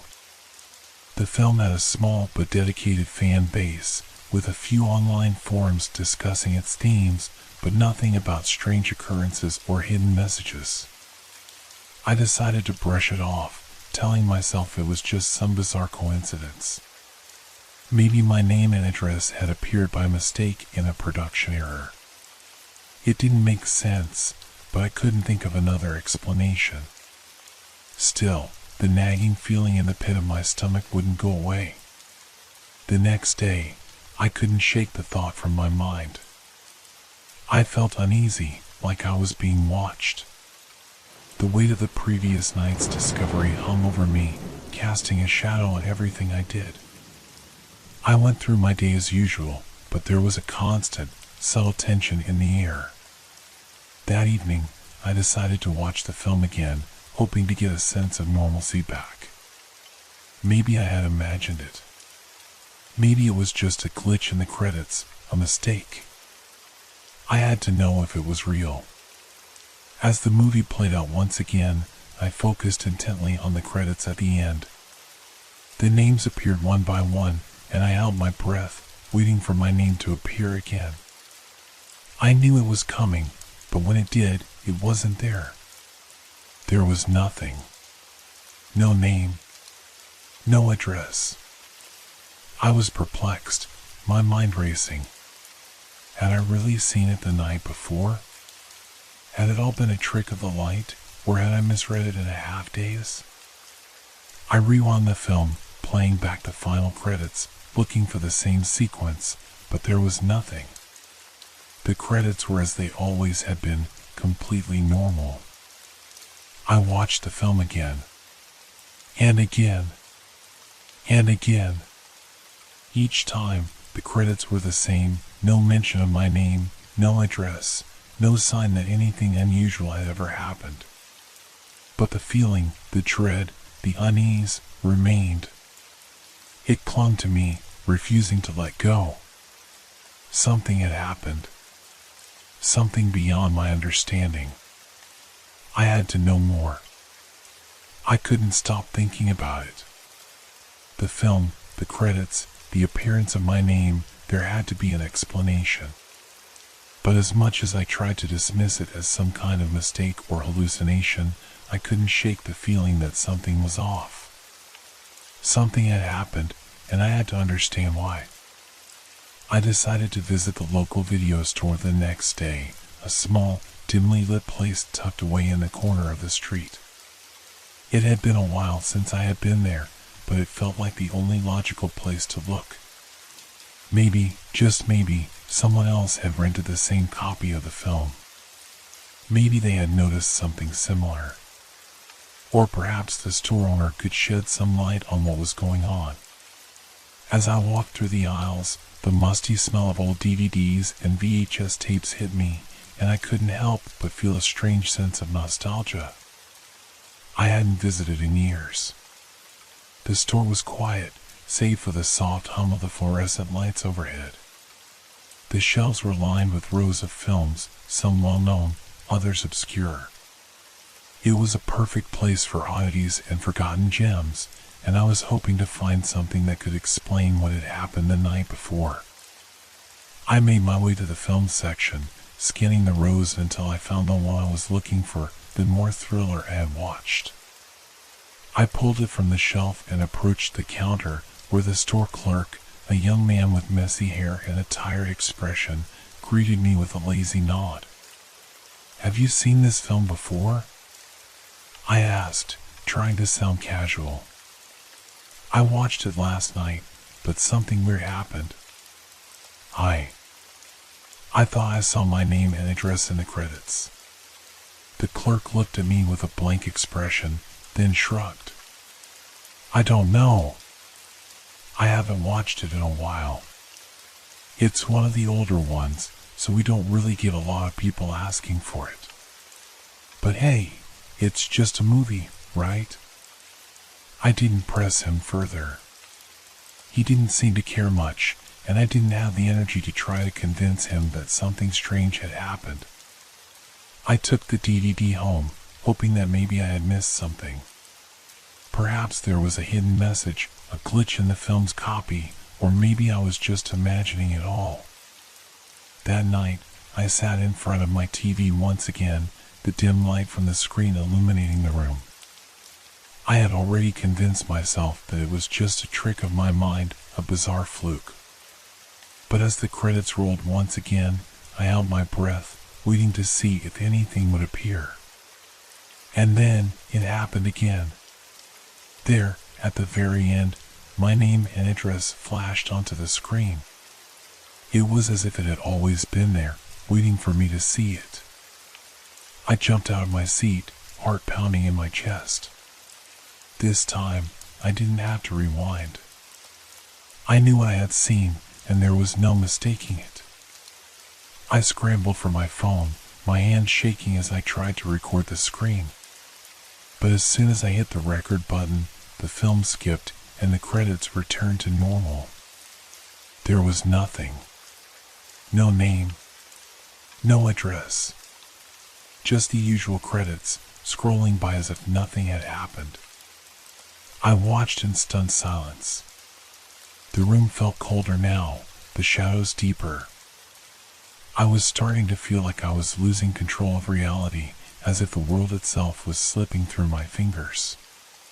The next morning, I tried to call the video store, hoping to find some answer. But when I dialed the number, I was greeted with nothing but a strange, buzzing tone. I tried several more times, but each attempt was met with the same result. The store was no longer reachable. A sense of isolation began to take hold of me.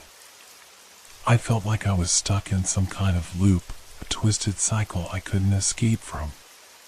No one else seemed to notice anything wrong. It was as if I was the only one experiencing these strange occurrences. I decided to go back to the video store in person, hoping that maybe the clerk had made some mistake or that something would explain all of this. But when I arrived, the place was gone. The familiar sign, the dusty windows, the faint smell of old tapes, everything had vanished. In its place was a vacant lot, an empty space where the store used to be. My mind raced, and a cold sweat began to form on the back of my neck. I turned away from the lot and walked down the street, trying to process what was happening. Was I losing my mind? Was I trapped in some sort of nightmare? The streets felt wrong, unfamiliar, even though I had walked them 1,000 times before. Every corner seemed darker, every sound sharper. The world felt like it was shifting beneath my feet, and I didn't know where to turn. I had to know what was going on. But as I kept walking, the weight of the unease pressing on my chest, I couldn't shake the feeling that I was being watched. It wasn't just the physical presence of other people, it was something more. Something unseen, lurking just beyond my awareness. And then, I heard it. A soft rustle, like a whisper, coming from the alley beside me. I froze, my heart pounding in my ears. I turned slowly, but there was no one there. The alley was empty. But in the distance, I saw something. A shadow. A figure, moving just at the edge of my vision. I had to get out of there. I quickened my pace, nearly stumbling over my own feet as I tried to get away from the alley. The sense of being watched intensified, a constant pressure on the back of my neck. Every step felt like it took me further into unfamiliar territory, despite the fact that I had walked these streets countless times before. The buildings, the streetlights, even the air itself felt different now, as if they were part of a dream I couldn't wake from. I turned a corner, my eyes darting around in search of something, anything, that could bring a sense of normalcy back. But the street ahead was empty, too quiet. The world had gone still, as if time had paused for just a moment. It was then that I noticed something strange, something that made my blood run cold. The same shadow from the alley was following me. It wasn't a figure I could clearly see, but I felt its presence, like a distortion in the air. It moved when I moved, always just a few paces behind. At first, I thought it might be my imagination, some trick of the light, perhaps. But as I glanced over my shoulder, I caught a glimpse of it, just for a split second. A silhouette, a dark shape that flickered and then vanished, only to reappear again when I turned my head forward. I broke into a full sprint, my feet pounding against the pavement as I tried to outrun whatever was stalking me. But the faster I ran, the more it seemed to follow, never gaining on me, but always there, lurking, waiting, watching. I didn't know where I was going, didn't know how to escape, but I couldn't stop now. The city had become a labyrinth, each corner I turned only leading me further into confusion. The streets twisted and bent in impossible angles, as if the world itself had become a mirror, reflecting a reality I couldn't grasp.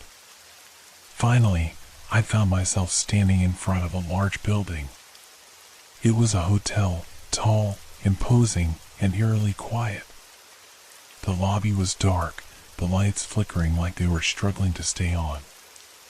I hesitated for a moment, but then the shadow I had been running from seemed to catch up with me.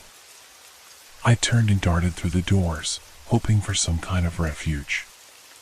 Inside, the hotel was silent. The only sound was the faint hum of the air conditioning. The receptionist's desk was unattended, and the lobby was dim, with only a few scattered lights to guide me. My footsteps echoed in the emptiness, the sound oddly hollow. I approached the desk, hoping to find anyone who could help me make sense of what was happening. But the bell on the counter was dusty, the register empty. There was no one around. A strange feeling washed over me, an intense sense of isolation. I was completely alone. As I stood there, trying to calm my racing thoughts, I noticed something on the wall behind the desk, a large mirror stretching from floor to ceiling. For a moment, I didn't think much of it, but then I felt the unmistakable chill that ran down my spine. I wasn't alone in the reflection. There, standing beside me in the mirror, was the shadow. I turned quickly, heart hammering in my chest. But when I looked back at the mirror, there was nothing. Just my reflection staring back at me, wide-eyed and disheveled. I swallowed hard, my hands trembling. What was happening to me? Was I losing my mind? Or was there something more sinister at play here, something that had somehow reached through the fabric of reality and was pulling me deeper into its grasp? Before I could think any more on it, the lights in the lobby flickered once more, and the door to the hallway at the end of the room creaked open. It wasn't an invitation. It was a warning. I stepped forward, my legs unsteady, drawn to the hallway as if it was calling me. I didn't want to go, but something inside me, something primal, urged me forward. The hallway stretched out before me, dimly lit and unsettlingly quiet. As I walked, the air grew colder, the silence pressing in on me from all sides. I turned a corner, and there it was again, the shadow. But this time, it wasn't just in the mirror. It was here, in the hallway with me. I stopped dead in my tracks, my breath caught in my throat. The shadow didn't move. It just stood there, at the far end of the hall, waiting for me to make a move.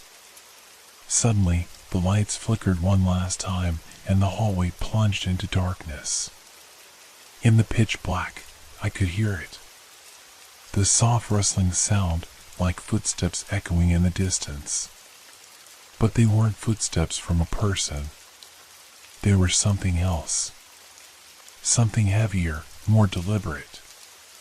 And then I heard it, a voice, barely a whisper, but it sent a chill through my bones. Come closer. I didn't need to hear any more. My instincts took over, and I bolted down the hallway, running faster than I ever had before. The darkness pressed in, but I could see the faint outline of a door at the end. I reached it, my hands trembling as I grabbed the handle and yanked it open.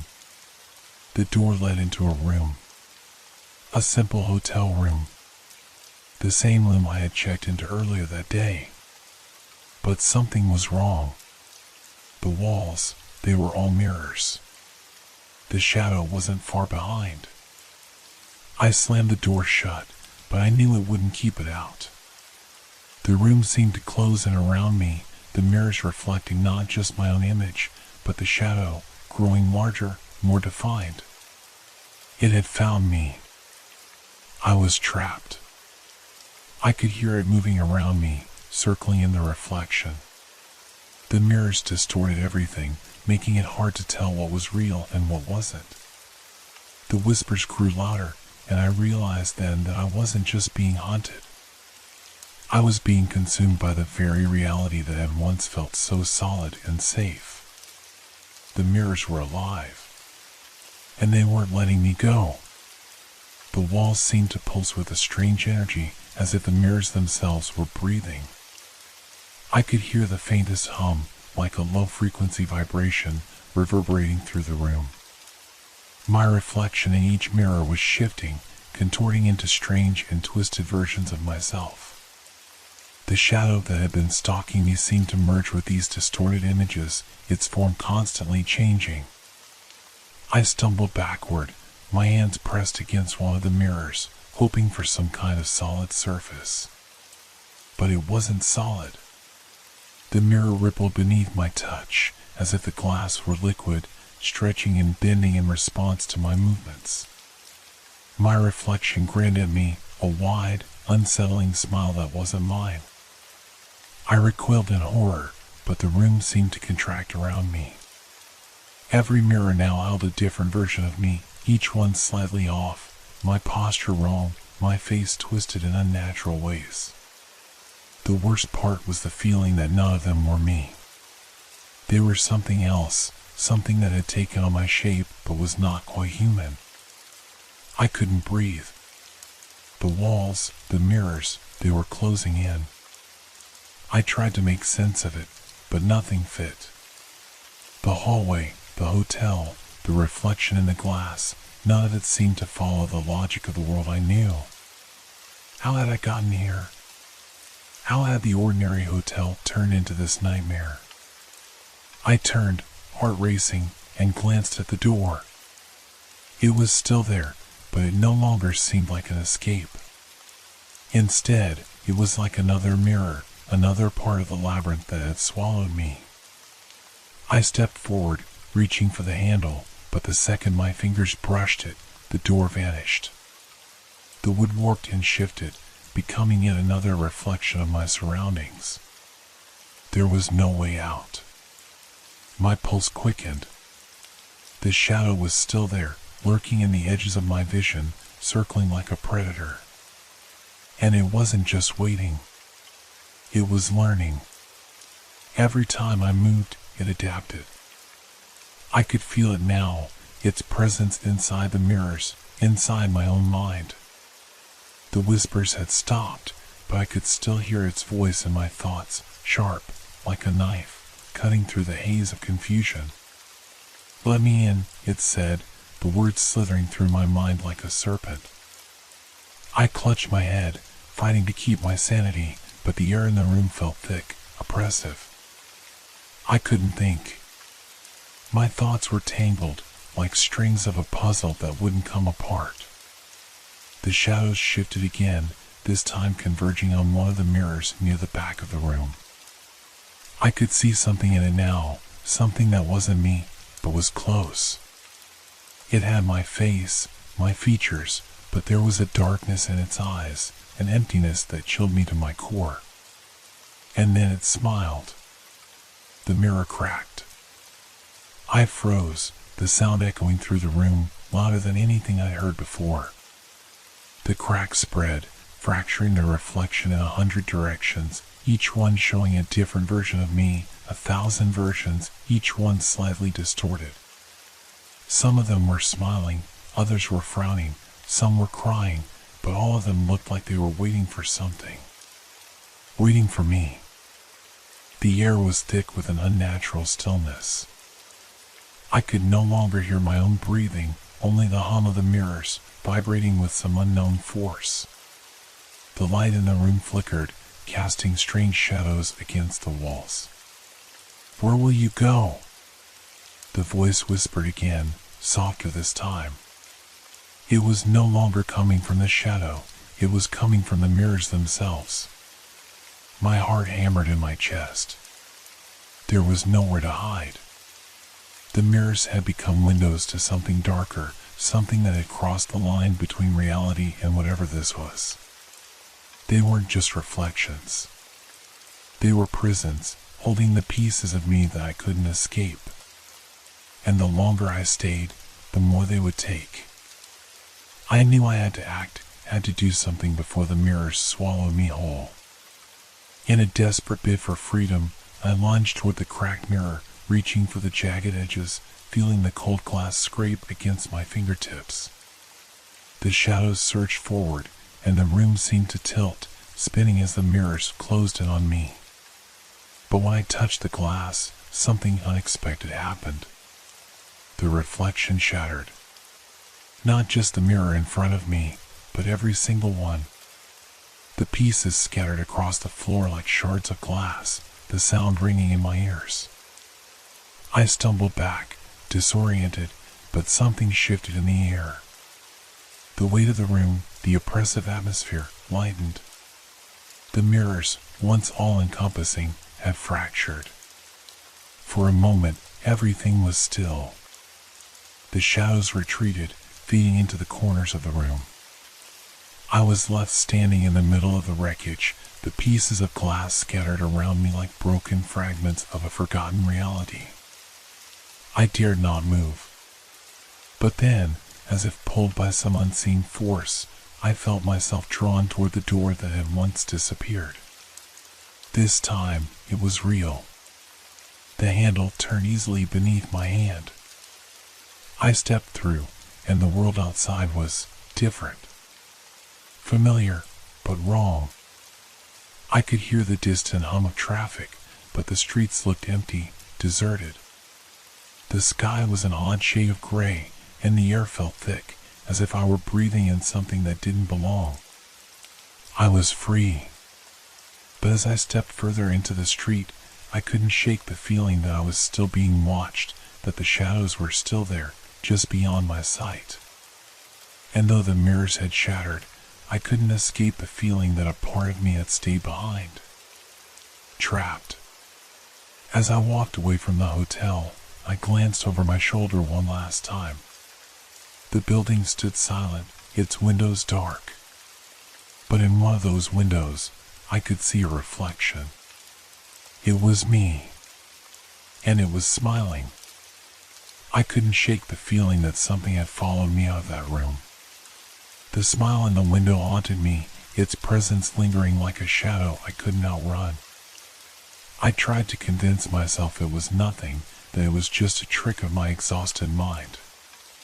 After all, I had just escaped from a bizarre and unnerving experience, and surely I needed to rest, to calm myself. But even as I walked down the street, the sense of unease gnawed at me, relentless and insistent. The reflection in the window hadn't just been an image of me, it had been something more. Something sinister. And that smile, wide and knowing, told me it was far from over. It was watching me, waiting for me to make the wrong move. The streets were still eerily quiet, the kind of quiet that feels wrong, unsettling. No one was around, no cars, no pedestrians. The air felt wrong, too thick and heavy, as if it were waiting for something to happen. I quickened my pace, looking over my shoulder every few steps. The reflection in the hotel window had been the last thing I wanted to see, but it wasn't the only thing that bothered me. As I moved away from the building, I realized the neighborhood had changed. The buildings around me were distorted, like reflections in a warped mirror. They were familiar, but off. The corners of the streets didn't line up right, the signs had strange symbols on them I didn't recognize, and the sky overhead was a sickly shade of greenish-gray, like the calm before a storm. I reached the corner of the street and stopped, staring at a row of houses. Their windows were dark, no lights showing inside. But then, in one of the windows, I saw movement. A figure, standing perfectly still. I couldn't make out its face, but I knew. I knew it was me. I froze. My heart pounded in my chest. There was no logical explanation for this, no way I could have been in that window. I was standing here on the street, staring at the house. But there it was again, the figure. The same one that had smiled at me in the hotel. The reflection moved, just slightly, like it was mimicking me, mirroring my every motion. I turned quickly, my footsteps echoing in the empty street. I couldn't stand there any longer. I needed to get out of this place, away from the uncanny, away from the twisted versions of myself that seemed to follow me wherever I went. I looked up and saw a familiar street sign. It was my street, the one where I lived. A moment of relief washed over me. If I could just make it home, everything would return to normal. I could escape the nightmare. But when I rounded the corner and reached my front door, something stopped me. There, etched into the wood, was something I hadn't noticed before, a set of symbols, like strange runes, carved deeply into the surface. I reached out to touch them, but as soon as my fingers brushed the door, a sound like shattering glass filled the air. The door swung open violently, revealing the inside of my house, but it wasn't my house. It was the hotel room. The same mirrors, the same walls, reflecting everything back at me, twisting and distorting my image. The shadow from the room was back, creeping from the corners, gathering around me like a tangible presence. It moved closer, its form flickering like a bad signal on a television, slowly becoming more defined. I stepped back, heart racing, but it was no use. The door slammed shut behind me, trapping me inside the mirrored room once again. The shadow's voice echoed in my mind, cold and mocking. You thought you could escape? I tried to scream, but my voice caught in my throat. The mirror shimmered, and my reflection smiled at me, a knowing, empty smile that was no longer mine. It wasn't me in the mirrors anymore. It was something else, something that had taken my place. And as I stared at it, I realized with horror that the mirrors didn't just show reflections. They showed what was coming, what would be. The door to the room slowly creaked open again. And this time, it wasn't me who walked out.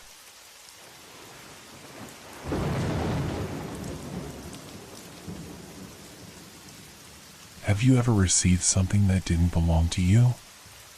Something that shouldn't exist, yet was placed right in front of you, forcing you to question everything you knew about the world? That's exactly what happened to me. It was an ordinary day, one where I expected nothing more than the usual routine. Little did I know that something would disrupt my calm life in a way I could never have predicted. I had just returned from work when I found a letter waiting for me in the mailbox. It was an envelope, plain and simple, with no return address or markings. I thought nothing of it at first. It was just another piece of mail to sift through. But as I opened it, I froze. It was a receipt. A purchase receipt from a store I hadn't heard of in years, Harrison's Goods. The store had closed down long before, and I had never been there, but the receipt was addressed to me. My name was printed clearly at the top, and the list of items purchased was both specific and strange. The items listed were things I had searched for, things I hadn't been able to find in ages, or in some cases, things I had forgotten about entirely. The first item on the list was an old, leather-bound notebook I had been looking for since my college days. I'd spent weeks hunting for it, visiting second-hand stores and online auctions, but never had any luck. Yet here it was, listed as if it had been bought just yesterday. Below that, a vintage pocket watch I had once owned, lost years ago, presumed gone forever. How could this be? The receipt continued. It listed a handful of other items, all of which were incredibly personal. A rare book of poetry I had longed for as a teenager, a framed photo from my childhood, even a piece of furniture my mother used to own but had sold before I could get it. These weren't just items, they were memories, fragments of my past I thought had been lost. But now, somehow, they were all listed on this receipt, bought from a store that had closed years ago.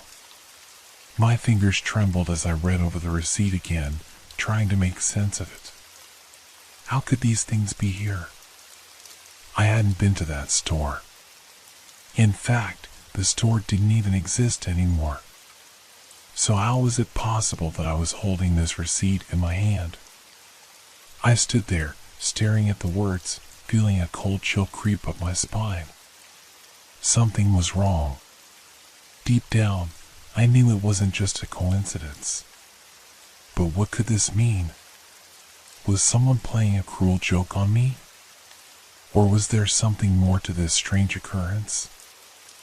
I walked into the house, the receipt still clutched in my hand. My mind raced as I tried to make sense of it. I knew I had to investigate further, but where could I even start?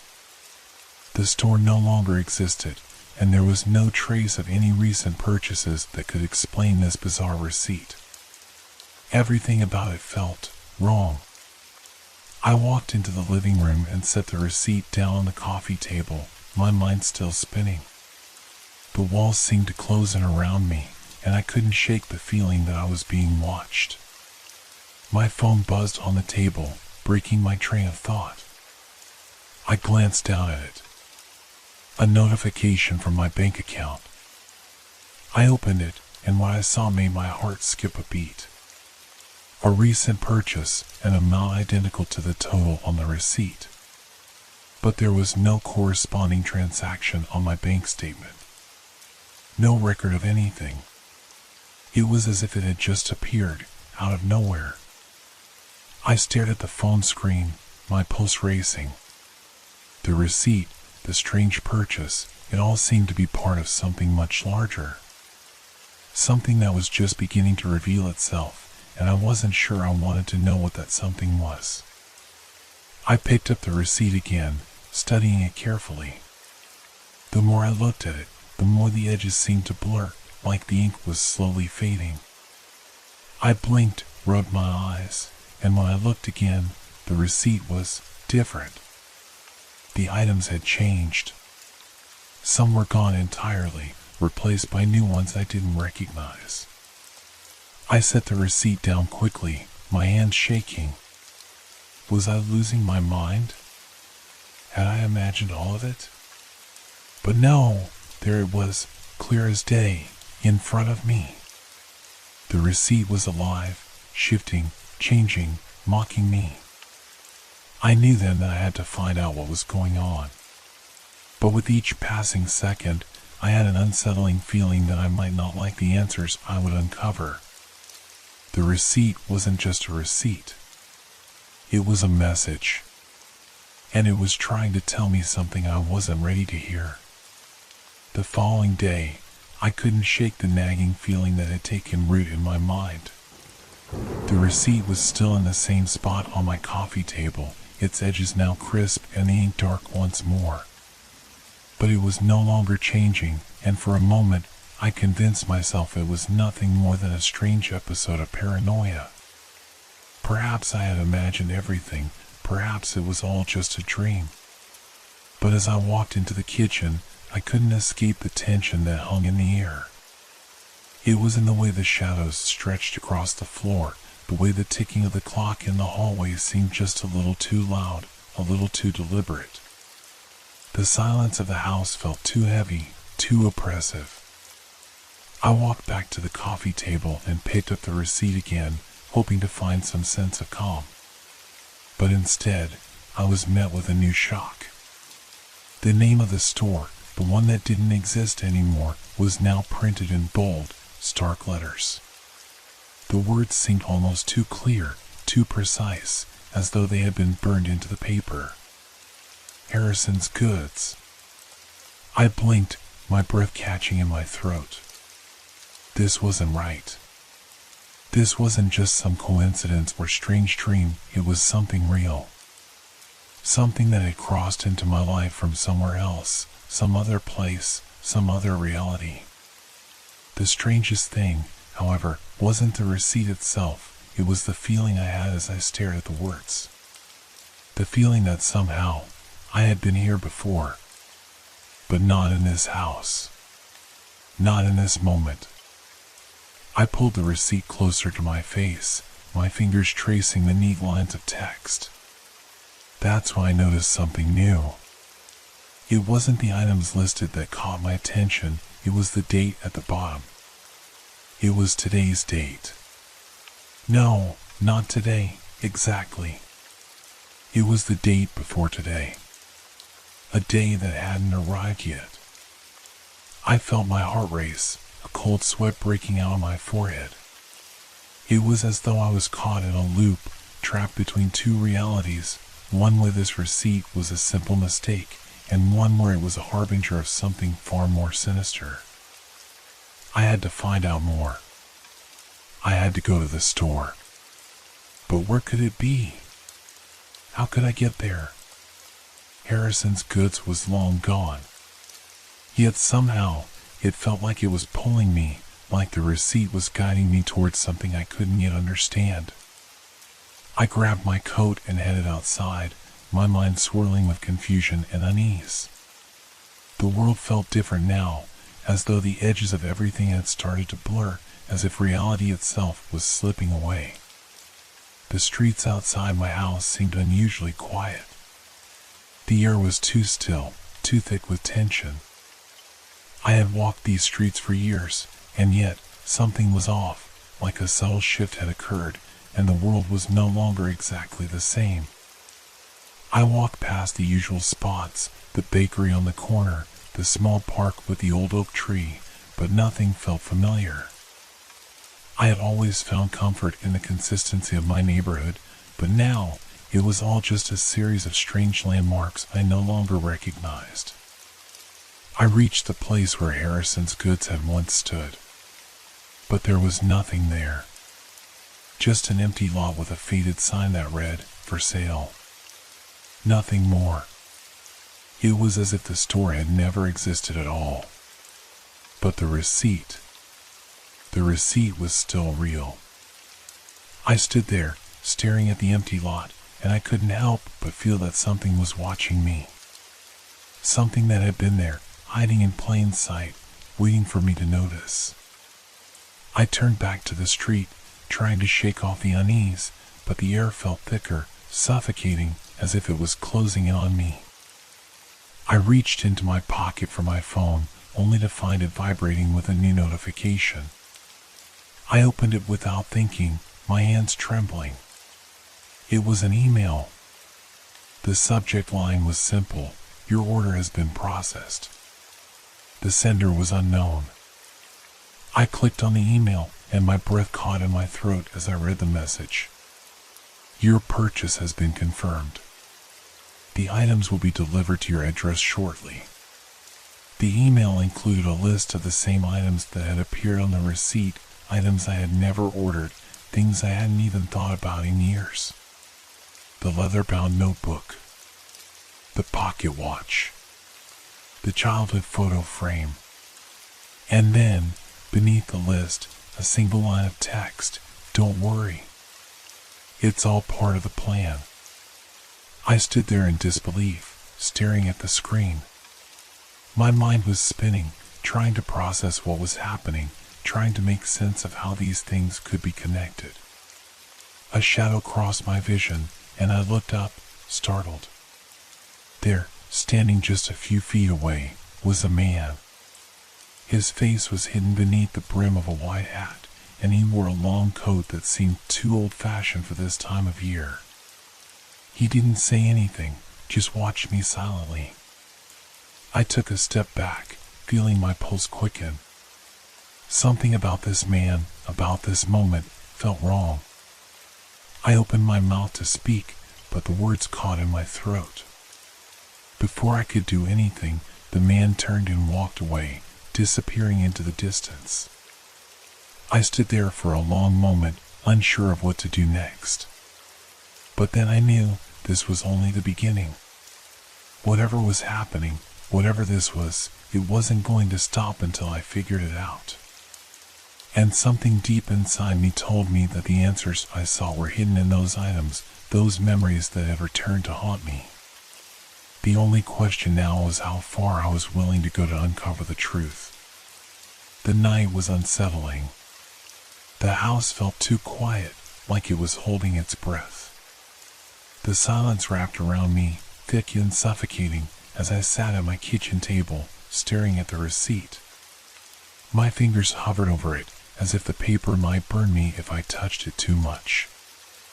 I couldn't stop thinking about the email, about the mysterious man, and the eerie message that had been left for me.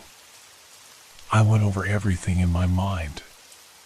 Harrison's goods, the items on the receipt, the email, the shadowy figure I had seen earlier that day. Everything felt like it was connected, but I couldn't quite piece it together. It was like a puzzle, but the pieces weren't fitting. They were wrong, misaligned, and no matter how hard I tried, I couldn't make sense of it. I rubbed my temples, trying to calm the storm in my head. The man in the hat had disappeared too quickly for me to catch up with him. When I looked down the street, there was no sign of him. Just empty sidewalks, a few parked cars, and the distant hum of city life. I had to get some sleep. But sleep was a luxury I couldn't afford. Every time I closed my eyes, the images of the items on that receipt would flash in front of me. The childhood photo frame, the pocket watch. I couldn't remember the last time I'd thought about them. I grabbed my phone and checked the time. It was past midnight, the streets outside dark and silent. I had been sitting here for hours, unable to tear myself away from the thought that something was coming, that the strange occurrences were leading up to something I wasn't prepared for. Suddenly, the quiet was broken by the sound of a soft knock at the door. It was faint at first, almost imperceptible, but it was there. I froze, my heart thumping in my chest. Who could it be at this hour? I stood up, feeling a surge of adrenaline rush through me. Slowly, I walked to the door and peered through the peephole. I didn't see anything at first, just the shadow of the doorframe. But then, a figure moved into view. It was the man from earlier. I stumbled back from the door, my breath quickening. I had no idea how he had found me, but the fact that he was here now made my blood run cold. The knocking came again, this time louder, more insistent. I hesitated, unsure of what to do. Should I open the door? Should I pretend I wasn't home? But then, something made me move. A feeling deep inside me told me that this man, this figure, was part of the puzzle. And I needed to face him if I had any hope of finding the truth. I took a deep breath, my hand trembling as I reached for the doorknob. When I opened it, the man stood there, his hat still low over his face, his coat sweeping the ground like something out of another time. He didn't speak at first, just watched me with a piercing gaze that made me feel like he could see straight through me. I tried to steady myself, but my voice faltered when I finally spoke. "Who are you?" I asked, my voice coming out shaky. "What do you want?" The man didn't answer immediately. He just stood there, motionless. Then, after what felt like an eternity, he finally spoke. "You're looking for something," he said, his voice soft, almost whispering. "Something you've lost. Something you can't remember." I felt a chill run down my spine. How could he possibly know that? How could he know what was going on inside my head? What do you mean?" I stammered. "The receipt," he said, his gaze never leaving mine. "It's not just a mistake. It's a message. And it's leading you somewhere." I swallowed hard, my mind racing. Where? Where is it leading me? The man took a step closer, and I instinctively stepped back. He didn't seem to notice. "You have to find this door," he said. "Find what you've been searching for. You've always known it was there, but you couldn't remember. Now, it's time."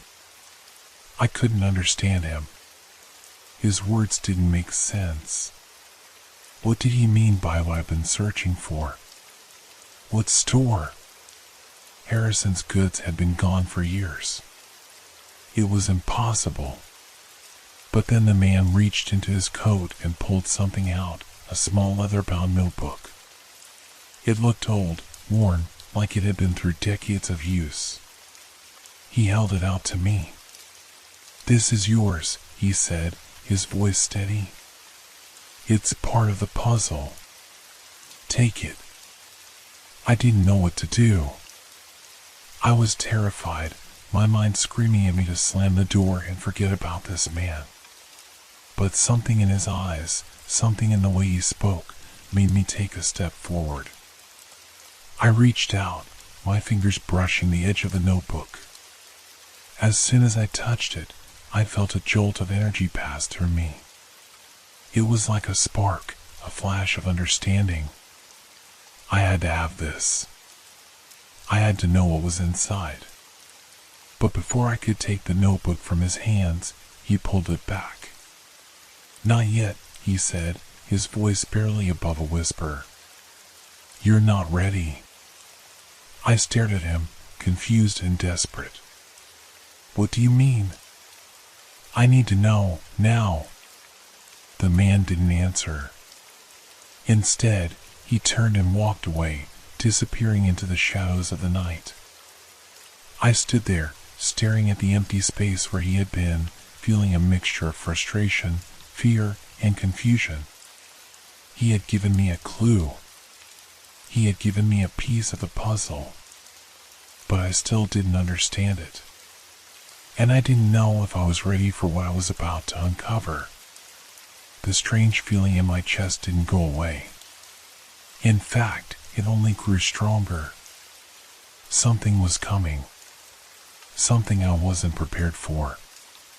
And I had no choice but to follow the trail, no matter where it led. The next few days blurred together, as if the world outside had taken on a haze. I couldn't focus, couldn't shake the feeling that I was being watched. The notebook, now tucked safely in a drawer, felt like a weight I could never quite get rid of. Every time I thought about opening it, a surge of dread gripped my chest. What was inside? What did the man mean when he said I wasn't ready? I tried to go about my daily life, but everything felt off. Conversations seemed distant, people's voices muffled, like I wasn't really part of the world anymore. It was as if the receipt, the mysterious man, and the strange notebook had unlocked something in me, something that made me question everything I knew about reality. The receipt. I couldn't stop thinking about it. That old store, Harrison's Goods. Why had I never thought to search for it? Why had it never crossed my mind that something so familiar could vanish?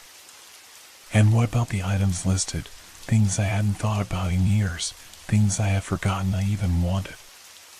But it wasn't until the next evening that things truly began to unravel.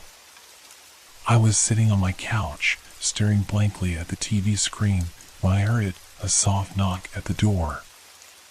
I froze. I hadn't expected anyone. No one else knew where I lived, at least not anyone who would be coming at this hour. I hesitated. The fear from the man's visit still lingered in the back of my mind, and it was all I could do to push it away. Maybe it was just a neighbor, maybe it was someone I knew. Still, my pulse quickened as I walked to the door. When I peered through the peephole, my breath caught. The figure on the other side was tall, wearing a dark coat and a wide-brimmed hat. It was him again, the same man. How had he found me again so quickly? My heart thudded loudly in my chest. I didn't know what to do. My instincts told me to turn away, to hide. But I couldn't. I had to know what he wanted. I opened the door, just a crack, barely enough to see him clearly. His eyes met mine, calm and unblinking.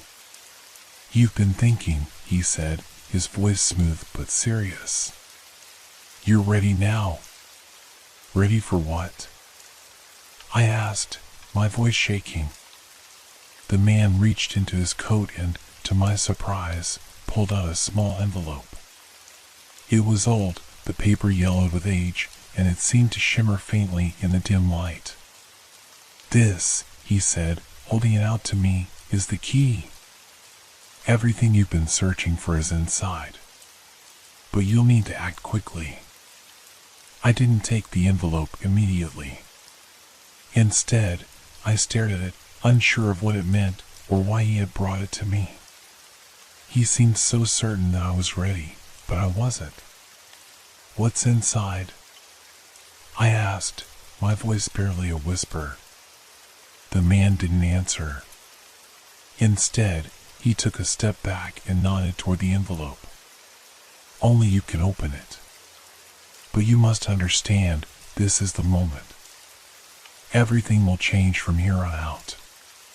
My pulse raced as I took a deep breath and, reluctantly, reached for the envelope. As soon as my fingers touched it, I felt the same electric jolt I had felt when I touched the notebook. Something clicked.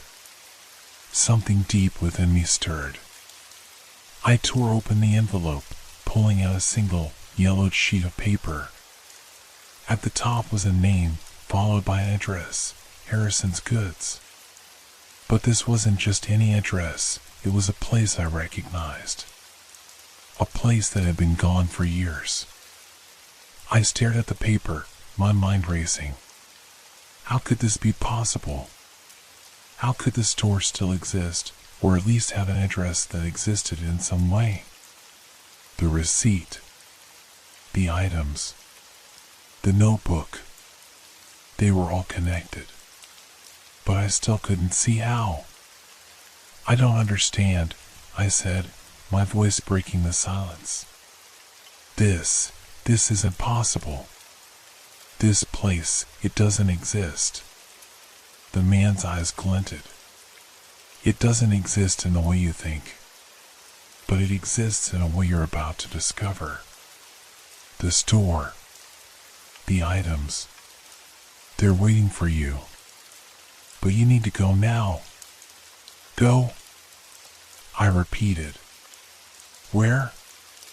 To the address, he said, his voice soft but urgent. You'll know what to do when you get there. Time is running out.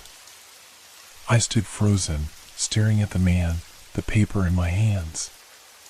The air around me seemed to grow heavier, more suffocating.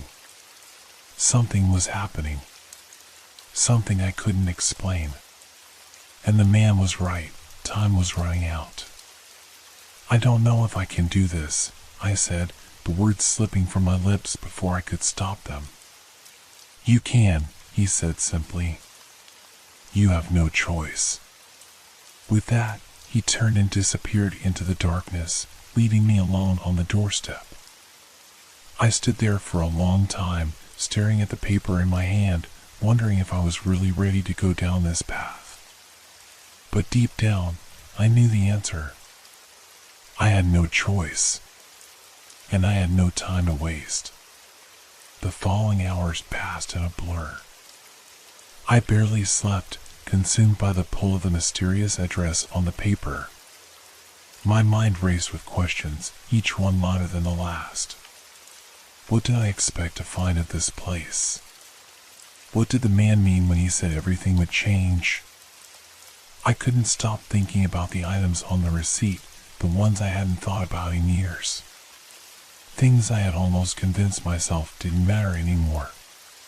How had they ended up there, on that list, in a store that no longer existed? The next morning, I couldn't wait any longer. I grabbed my coat, stuffed the paper into my pocket, and left the apartment. The streets felt different today, as if the world around me had shifted, even though everything looked the same. It was like I was walking through a dream, unsure of what was real and what was simply a distortion. When I arrived at the address, I stopped short. The building before me looked abandoned, its windows dark and cracked. It was the kind of place you'd expect to see on the outskirts of a forgotten city, long ago left behind by time. But I knew this place. Somehow, deep down, I knew this was it. The store. Harrison's Goods. Or whatever it was now. I walked through the doors, which creaked open with a low moan. Inside, everything was shrouded in shadows, the air thick with dust and stillness. But there was something else. A faint hum, almost imperceptible, like the place was alive in some way. As though it was waiting for me. I stepped inside cautiously, my footsteps echoing in the silence. The shelves were empty, save for a few stray boxes and forgotten remnants of what used to be. Yet the faintest glow emanated from the farthest corner of the room. I couldn't explain why, but I felt drawn toward it. My heart pounded in my chest as I approached, the hum growing louder. And then, when I reached the corner, I saw it. A small wooden chest sat on the floor, covered in dust but strangely untouched by time. It looked old, impossibly old. The kind of thing you'd expect to find in a forgotten attic, not in a store that had been closed for years. And yet, there it was. I knelt down, my hand trembling as I reached for the chest. When I opened it, the air around me seemed to change. It was as though everything that had once been still was suddenly alive, moving, breathing. Inside the chest were the items from the receipt, exactly as they had been listed. A set of old books, a clock, a broken compass. But there was something more. A small, tattered notebook lay at the bottom, its pages yellowed and curling. It looked strangely familiar, just like the notebook from before. The one that had somehow been part of everything. I picked it up slowly, opening it to the first page. And there, scrawled across the top, was a message. Everything has its place in time. But some things never leave. I stared at the words, my mind reeling. It was as if the world around me had just cracked open, revealing something beneath the surface. Something I couldn't comprehend. And then, a voice echoed in the room. "You've found it," the man said, appearing from the shadows. "Now, you understand." I turned, but he wasn't really there, not in the way I expected. He was a shadow, his form flickering, like an image on the edge of my vision. "This place," I said, my voice barely a whisper, "it's not real, is it? It's all a part of something else. Something that isn't supposed to be here." The man's voice was soft, but there was a finality to it. "No, it's not. But it was never meant to be forgotten. And now, neither will you." I felt a chill crawl up my spine as the world around me began to shift. The walls of the store seemed to pulse, the air thickening with something unseen. I could feel the room closing in, the space shrinking, and for the first time since I had arrived, I truly understood the weight of what was happening. The store, the receipt, the items, all of it had been waiting for me, but it wasn't just a coincidence. It had all led to this moment. And as the shadows deepened, I realized that I had crossed a line, one that could never be uncrossed. The man was right. Some things don't leave. They stay with you forever. And I was one of those things now. The last thing I heard was the soft creak of the door closing behind me. But when I turned to look, the store had vanished, leaving only the empty street before me. The notebook was still in my hand, but everything had changed. Nothing was the same. And I knew, in that moment, that I would never truly leave this place. I had become a part of it.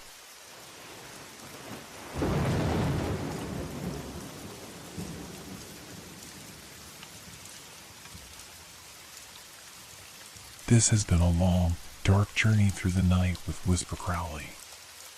Thank you for staying with us until the end. Leave a like if these stories made you look at the darkness a little differently, and share in the comments what you enjoyed most or what gave you chills. Make sure to subscribe so you don't miss our next Sinister Whispers. Until we meet again in the world of shadows.